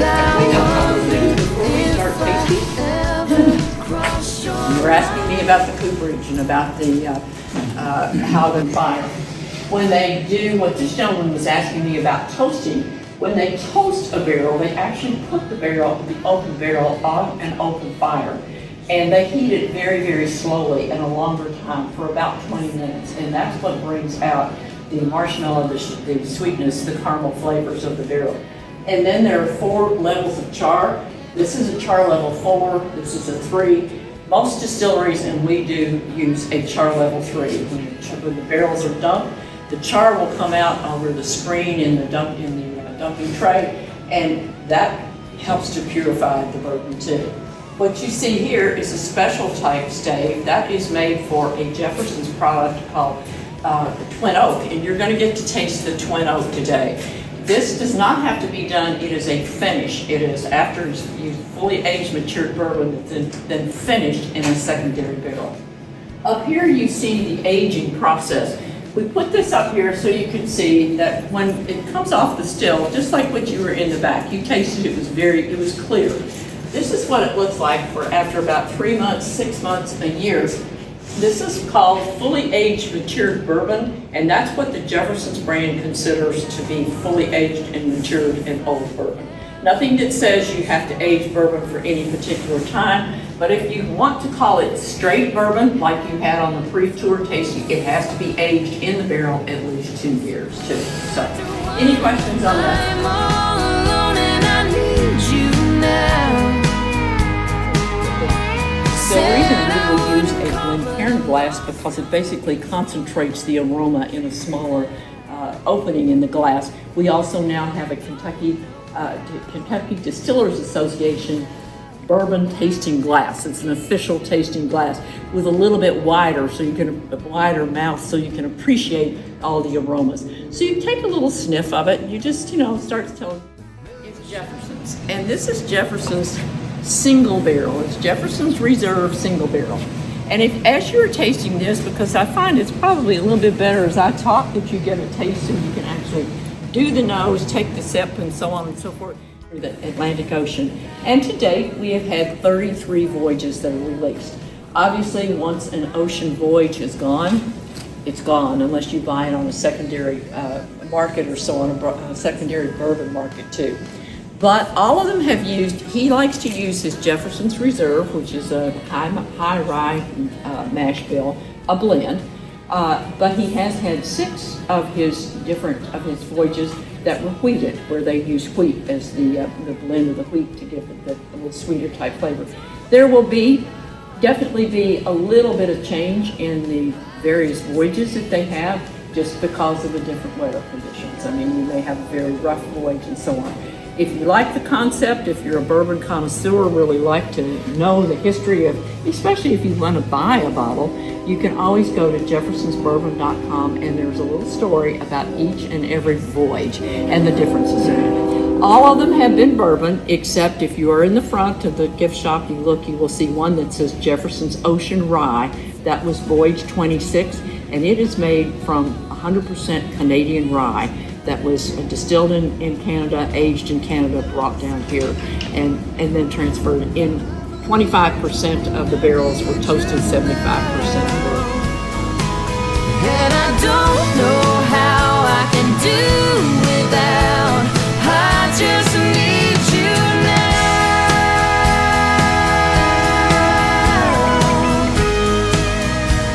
I just need you now.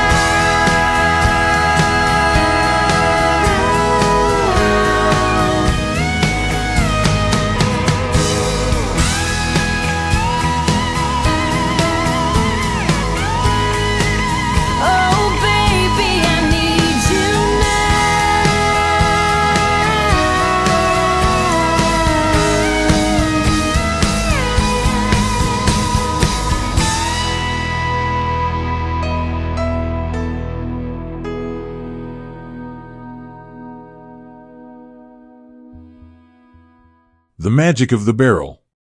Before we move on, I want to take a moment to show you where the true magic of bourbon happens. Because what you're about to hear is not just craft. It's not just aging. It's alchemy and true magic. Most people don't realize it, but 100% of the color and up to 70% of the flavor in a bourbon comes from just one thing. The barrel. The barrel, where it becomes whiskey. Bourbon barrels are made from American white oak, Quercus alba, a wood rich in natural compounds like vanillin, lignin, tannins, and oak sugars. These elements are the source of the spirit's complexity. But they don't reveal themselves until fire sets them free. Before a single drop of whiskey enters the barrel, it's exposed to flame in a process called charring. The intensity of that flame is measured in char levels, usually char number 3 or number 4. Char number 4, known as the alligator char for its cracked, scaly pattern, produces bold flavors. Caramel, vanilla, dark chocolate, roasted spice, and coffee. That blackened layer acts like a natural filter, absorbing impurities while allowing the whiskey to penetrate deep into the wood. But not all heat is fire. There's also toasting, a gentler, slower treatment. Here, the inside of the barrel is warmed, not burned. At temperatures between 120 and 200 degrees Celsius, over 5 to 30 minutes, the oak's inner chemistry begins to shift. Cellulose, hemicellulose, lignin, they break down and release notes of toasted bread, almonds, honey, and soft caramel. Today, more and more cooperages are combining the two. Toasting first, then charring, a technique known as double heat treatment. The result? A barrel that offers both depth and fire. Used in premium bourbons like Old Forester 1910, Maker's Mark 46, and Woodford Reserve Double Oaked, it creates expressions that are rich, layered, and unforgettable. Rickhouses, cathedrals of time. But the barrel alone doesn't work its magic in isolation. Where the barrel rests plays just as important a role. Bourbon ages in rickhouses, tall, multi-story warehouses that hold hundreds, sometimes thousands, of barrels. But these are no ordinary buildings. They are temples of time and temperature. There are two main types. Traditional wooden rickhouses, often 7 to 9 stories tall, with open ventilation. Here, barrels are exposed to Kentucky's natural rhythm, hot summers and cold winters. There's no climate control. Just nature and patience. Brick or concrete warehouses are more insulated, with smaller temperature fluctuations. They offer a more even, gradual aging process. But no matter the structure, what truly shapes the whiskey is where in the rickhouse the barrel is placed. Height equals flavor. Top floors are hot. Aging is faster. The whiskey pulls harder on the wood, drawing bold, spicy, oak-heavy flavors. Evaporation is high, the so-called angel's share. Lower floors are cooler. Aging is slower. Flavors are softer, rounder, more delicate. Less evaporation. More balance. Middle floors are the sweet spot. A perfect harmony of heat and stillness. Master distillers often draw from this level to create their most balanced and nuanced small batch bourbons.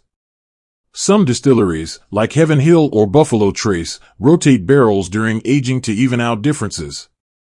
Others, like Wild Turkey, let the barrels rest where they are, allowing each level's character to shine through. Time, weather, and the invisible hand. Kentucky's unique climate, with its blazing heat and freezing winters, accelerates aging compared to cooler regions like Scotland. Most bourbons reach their peak between 5 and 12 years. Past 15, especially in hotter zones, the oak can dominate, leaving the whiskey bitter or over-extracted. Barrel selection, a matter of art. Single-barrel bourbons often come from upper levels, bold, assertive, full of character. Small-batch bourbons are crafted from barrels across multiple floors and warehouses, blended for complexity and balance.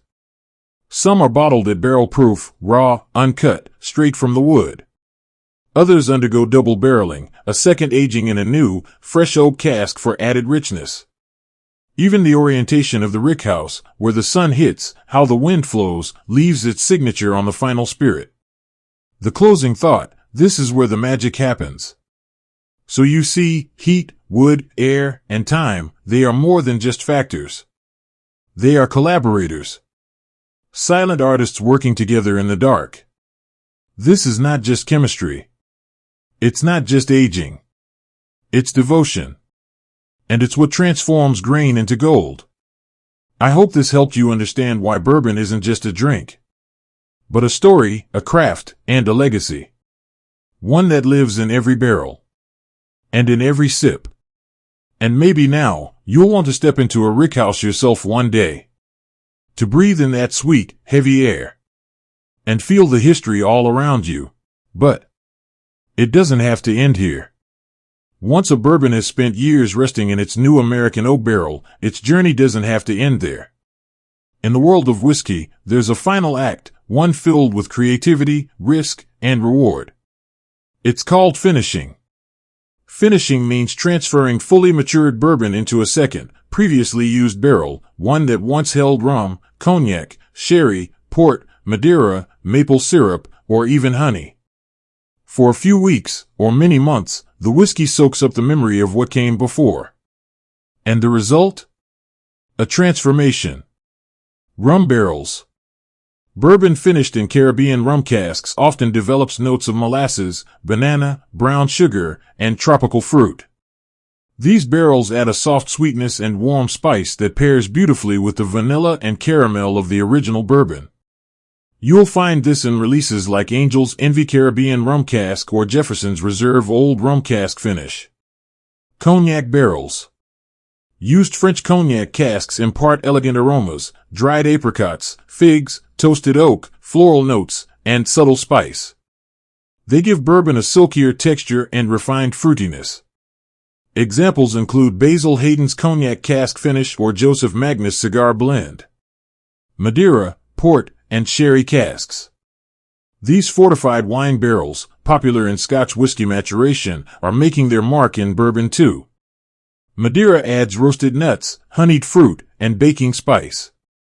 Port contributes dark berries, plums, and chocolate. Sherry delivers raisins, leather, and warm spice, especially from Oloroso or Pedro Jimenez casks. Finishes like Rabbit Hole Derringer, PX Sherry Cask, or Bardstown Bourbon Company's collaborative series are standout examples. Maple syrup barrels. Now here's where it gets decadent. Some distilleries partner with syrup producers who age maple syrup in ex-bourbon barrels. Once the syrup is bottled, those maple-soaked casks are sent back to the distillery and used again to finish the bourbon. What you get is pure indulgence. Butterscotch, brown sugar, maple glaze, and a rich mouthfeel. This is often found in limited releases, like Knob Creek Smoked Maple Finish or special offerings from New Riff or Iron Root Republic. The very old St. Nick, winter maple whiskey from the Preservation Distillery is standing out, incredibly smooth, sweet, and almost like an angel peed on my tongue, unforgettable in the best possible way. Honey barrels. Similarly, some distilleries experiment with barrels that once held honey, resulting in gentle floral sweetness, hints of beeswax, and a rounded finish. These are subtle and seductive, never overpowering, but always memorable. The magic of finishing.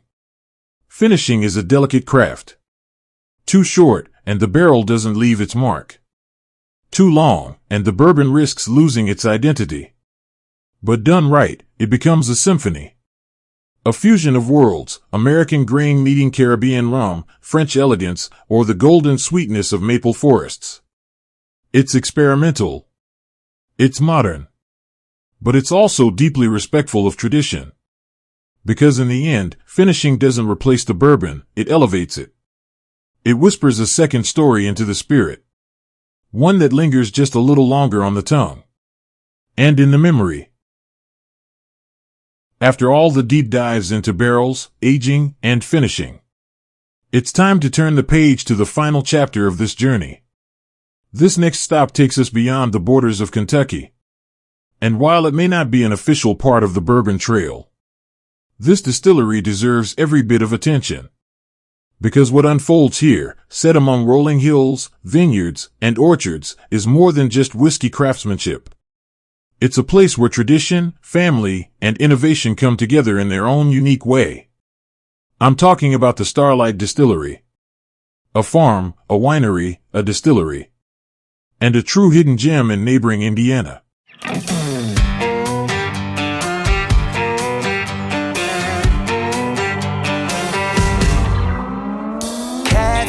Caviar, South of Florida cigar, stag rib, single action, falling down my chrome hearts, platinum on my teeth, and Wagyu on my grill, John Jones cranking out my Coupe de Ville. Yeah, I'm a 5-star, hell-raising dive-ball rock star. I got it. Welcome to Starlight Distillery, where whiskey is more than a spirit. It's a story. Perched among the rolling hills of southern Indiana, just a short drive north of Louisville, lies a place where time seems to slow down. This is no ordinary distillery. It's part of Huber's Orchard, Winery and Vineyards, a family-owned estate with roots reaching all the way back to 1843, when Simon Huber immigrated from Baden-Baden, Germany, bringing with him centuries of farming and fermentation tradition. Today, the legacy lives on through 6th and 7th generation stewards, master distiller Ted Huber, his cousin Greg, and Ted's children, Christian and Blake.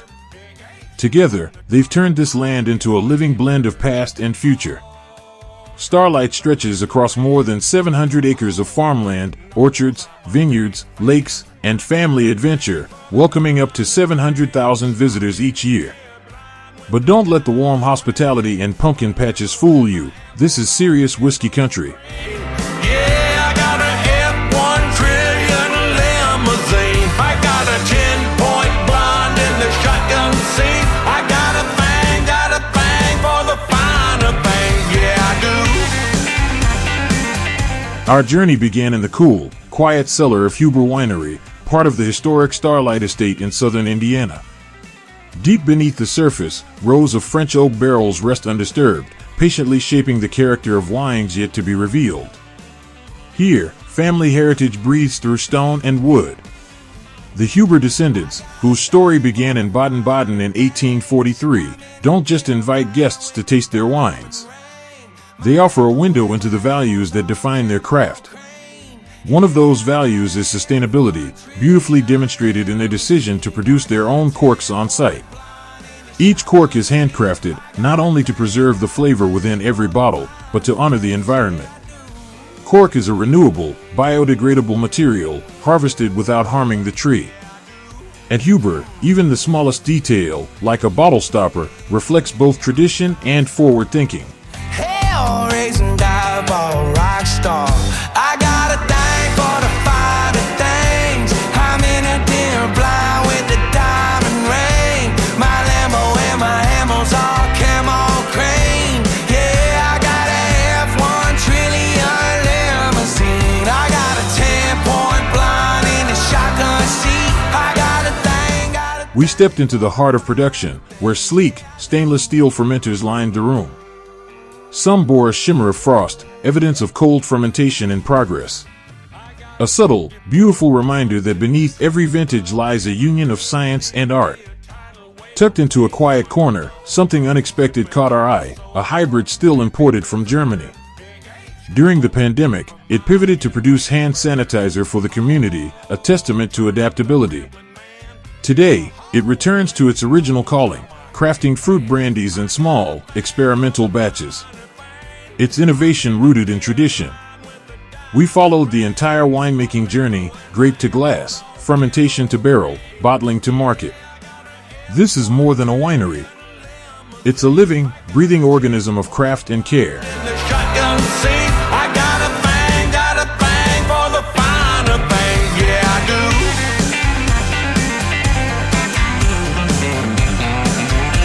And then, the shift.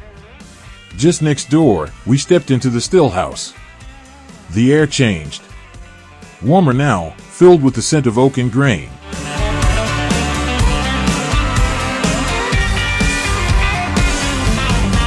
I got a thing for the finer things. I'm in a dim blind with the diamond ring. My Lambo and my Hamels all camo cream. Yeah, I got a F1 trillion limousine. I got a 10-point blind in the shotgun seat. I got a thing. Inside the state-of-the-art still house, copper stills hum with purpose, a 500-gallon Vendôme column still and an 80-gallon Christian Carl pot still, where bourbon, rye, brandy, and gin are crafted with farm-grown grains and fruit. Their spirits speak for themselves. Award-winning single barrels, bold finishes in rum or wine casks, and powerful barrel-proof releases like the celebrated Carl T, bourbon or Old Rickhouse rye. Even their peach and blackberry whiskeys carry the taste of their own fields. Every bottle here tells a story, from soil to glass. And the experience? You can taste straight from the barrel, bottle your own, walk the Rickhouses, and feel the heartbeat of a true grain-to-glass operation. Sustainability isn't just a buzzword, it's their daily practice: heirloom corn, non-GMO produce, local sourcing, and even sanitizer production during the pandemic, all driven by a deep sense of community. And in 2025, their dedication was recognized nationwide. Ted Huber named Artisan of the Year, and their spirits took home gold and double gold at the San Francisco World Spirits Competition.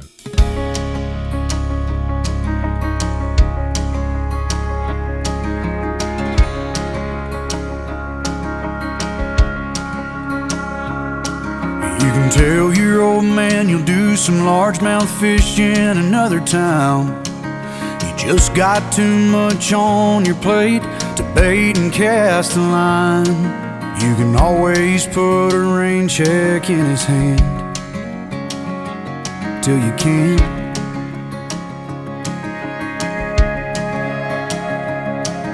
You can keep putting off forever with that girl whose heart you hold, swearing that you'll last someday further down the road. You can always put a diamond on her hand till you can't.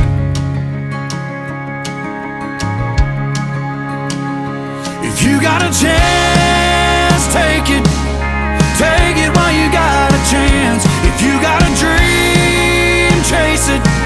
'cause a dream won't chase you back. If you're gonna love somebody, hold them as long and as strong and as close as you can, till you can.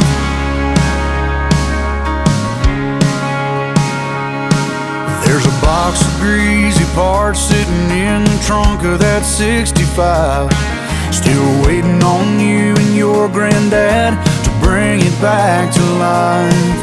You can always get around to fixing up that Pontiac till you can't. If you got a chance, take it while you got a chance. If you got a dream, chase it, 'cause a dream won't chase you back. If you're gonna love somebody, hold them as long and as strong and as close as you can, till you can't. So take that phone call from your mama and just talk away, 'cause you'll never know how bad you wanna till you can't someday. Don't wait on tomorrow, 'cause tomorrow may not show. Say your sorries, your I love yous, 'cause man, you never know. If you got a chance, take it while you got a chance. If you got a dream, chase it, 'cause a dream won't chase you back.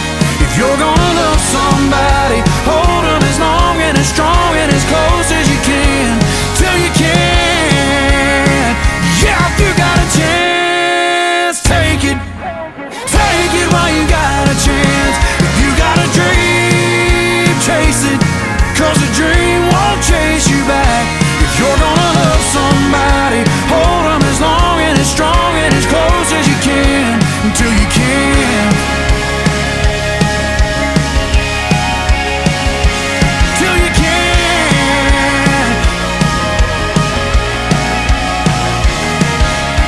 Yeah.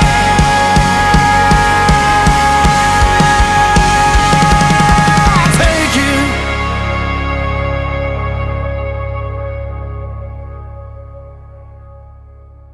So, while Starlight isn't part of the official Kentucky Bourbon Trail, it stands as one of the most authentic and rewarding stops for anyone serious about craft spirits.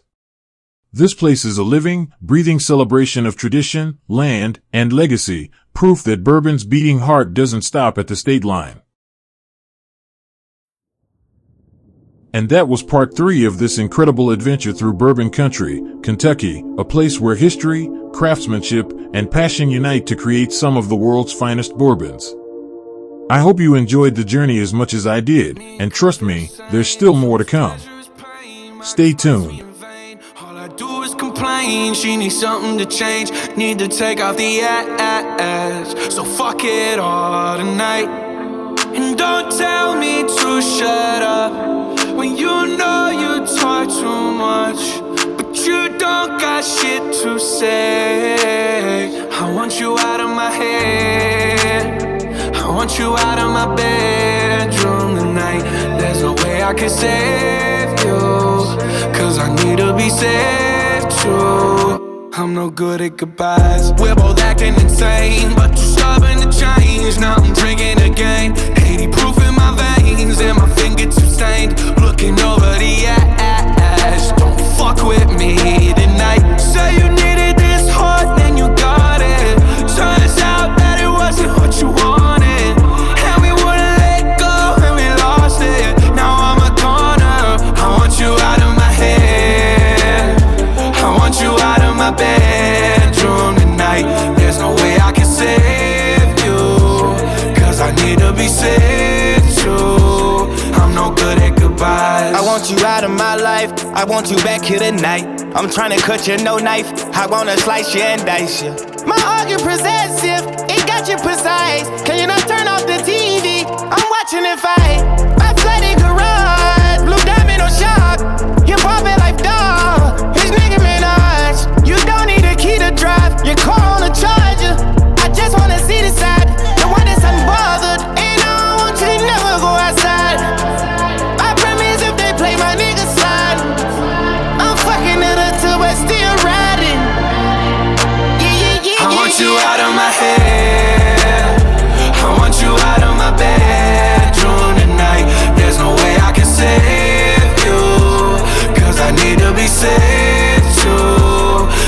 good at goodbyes.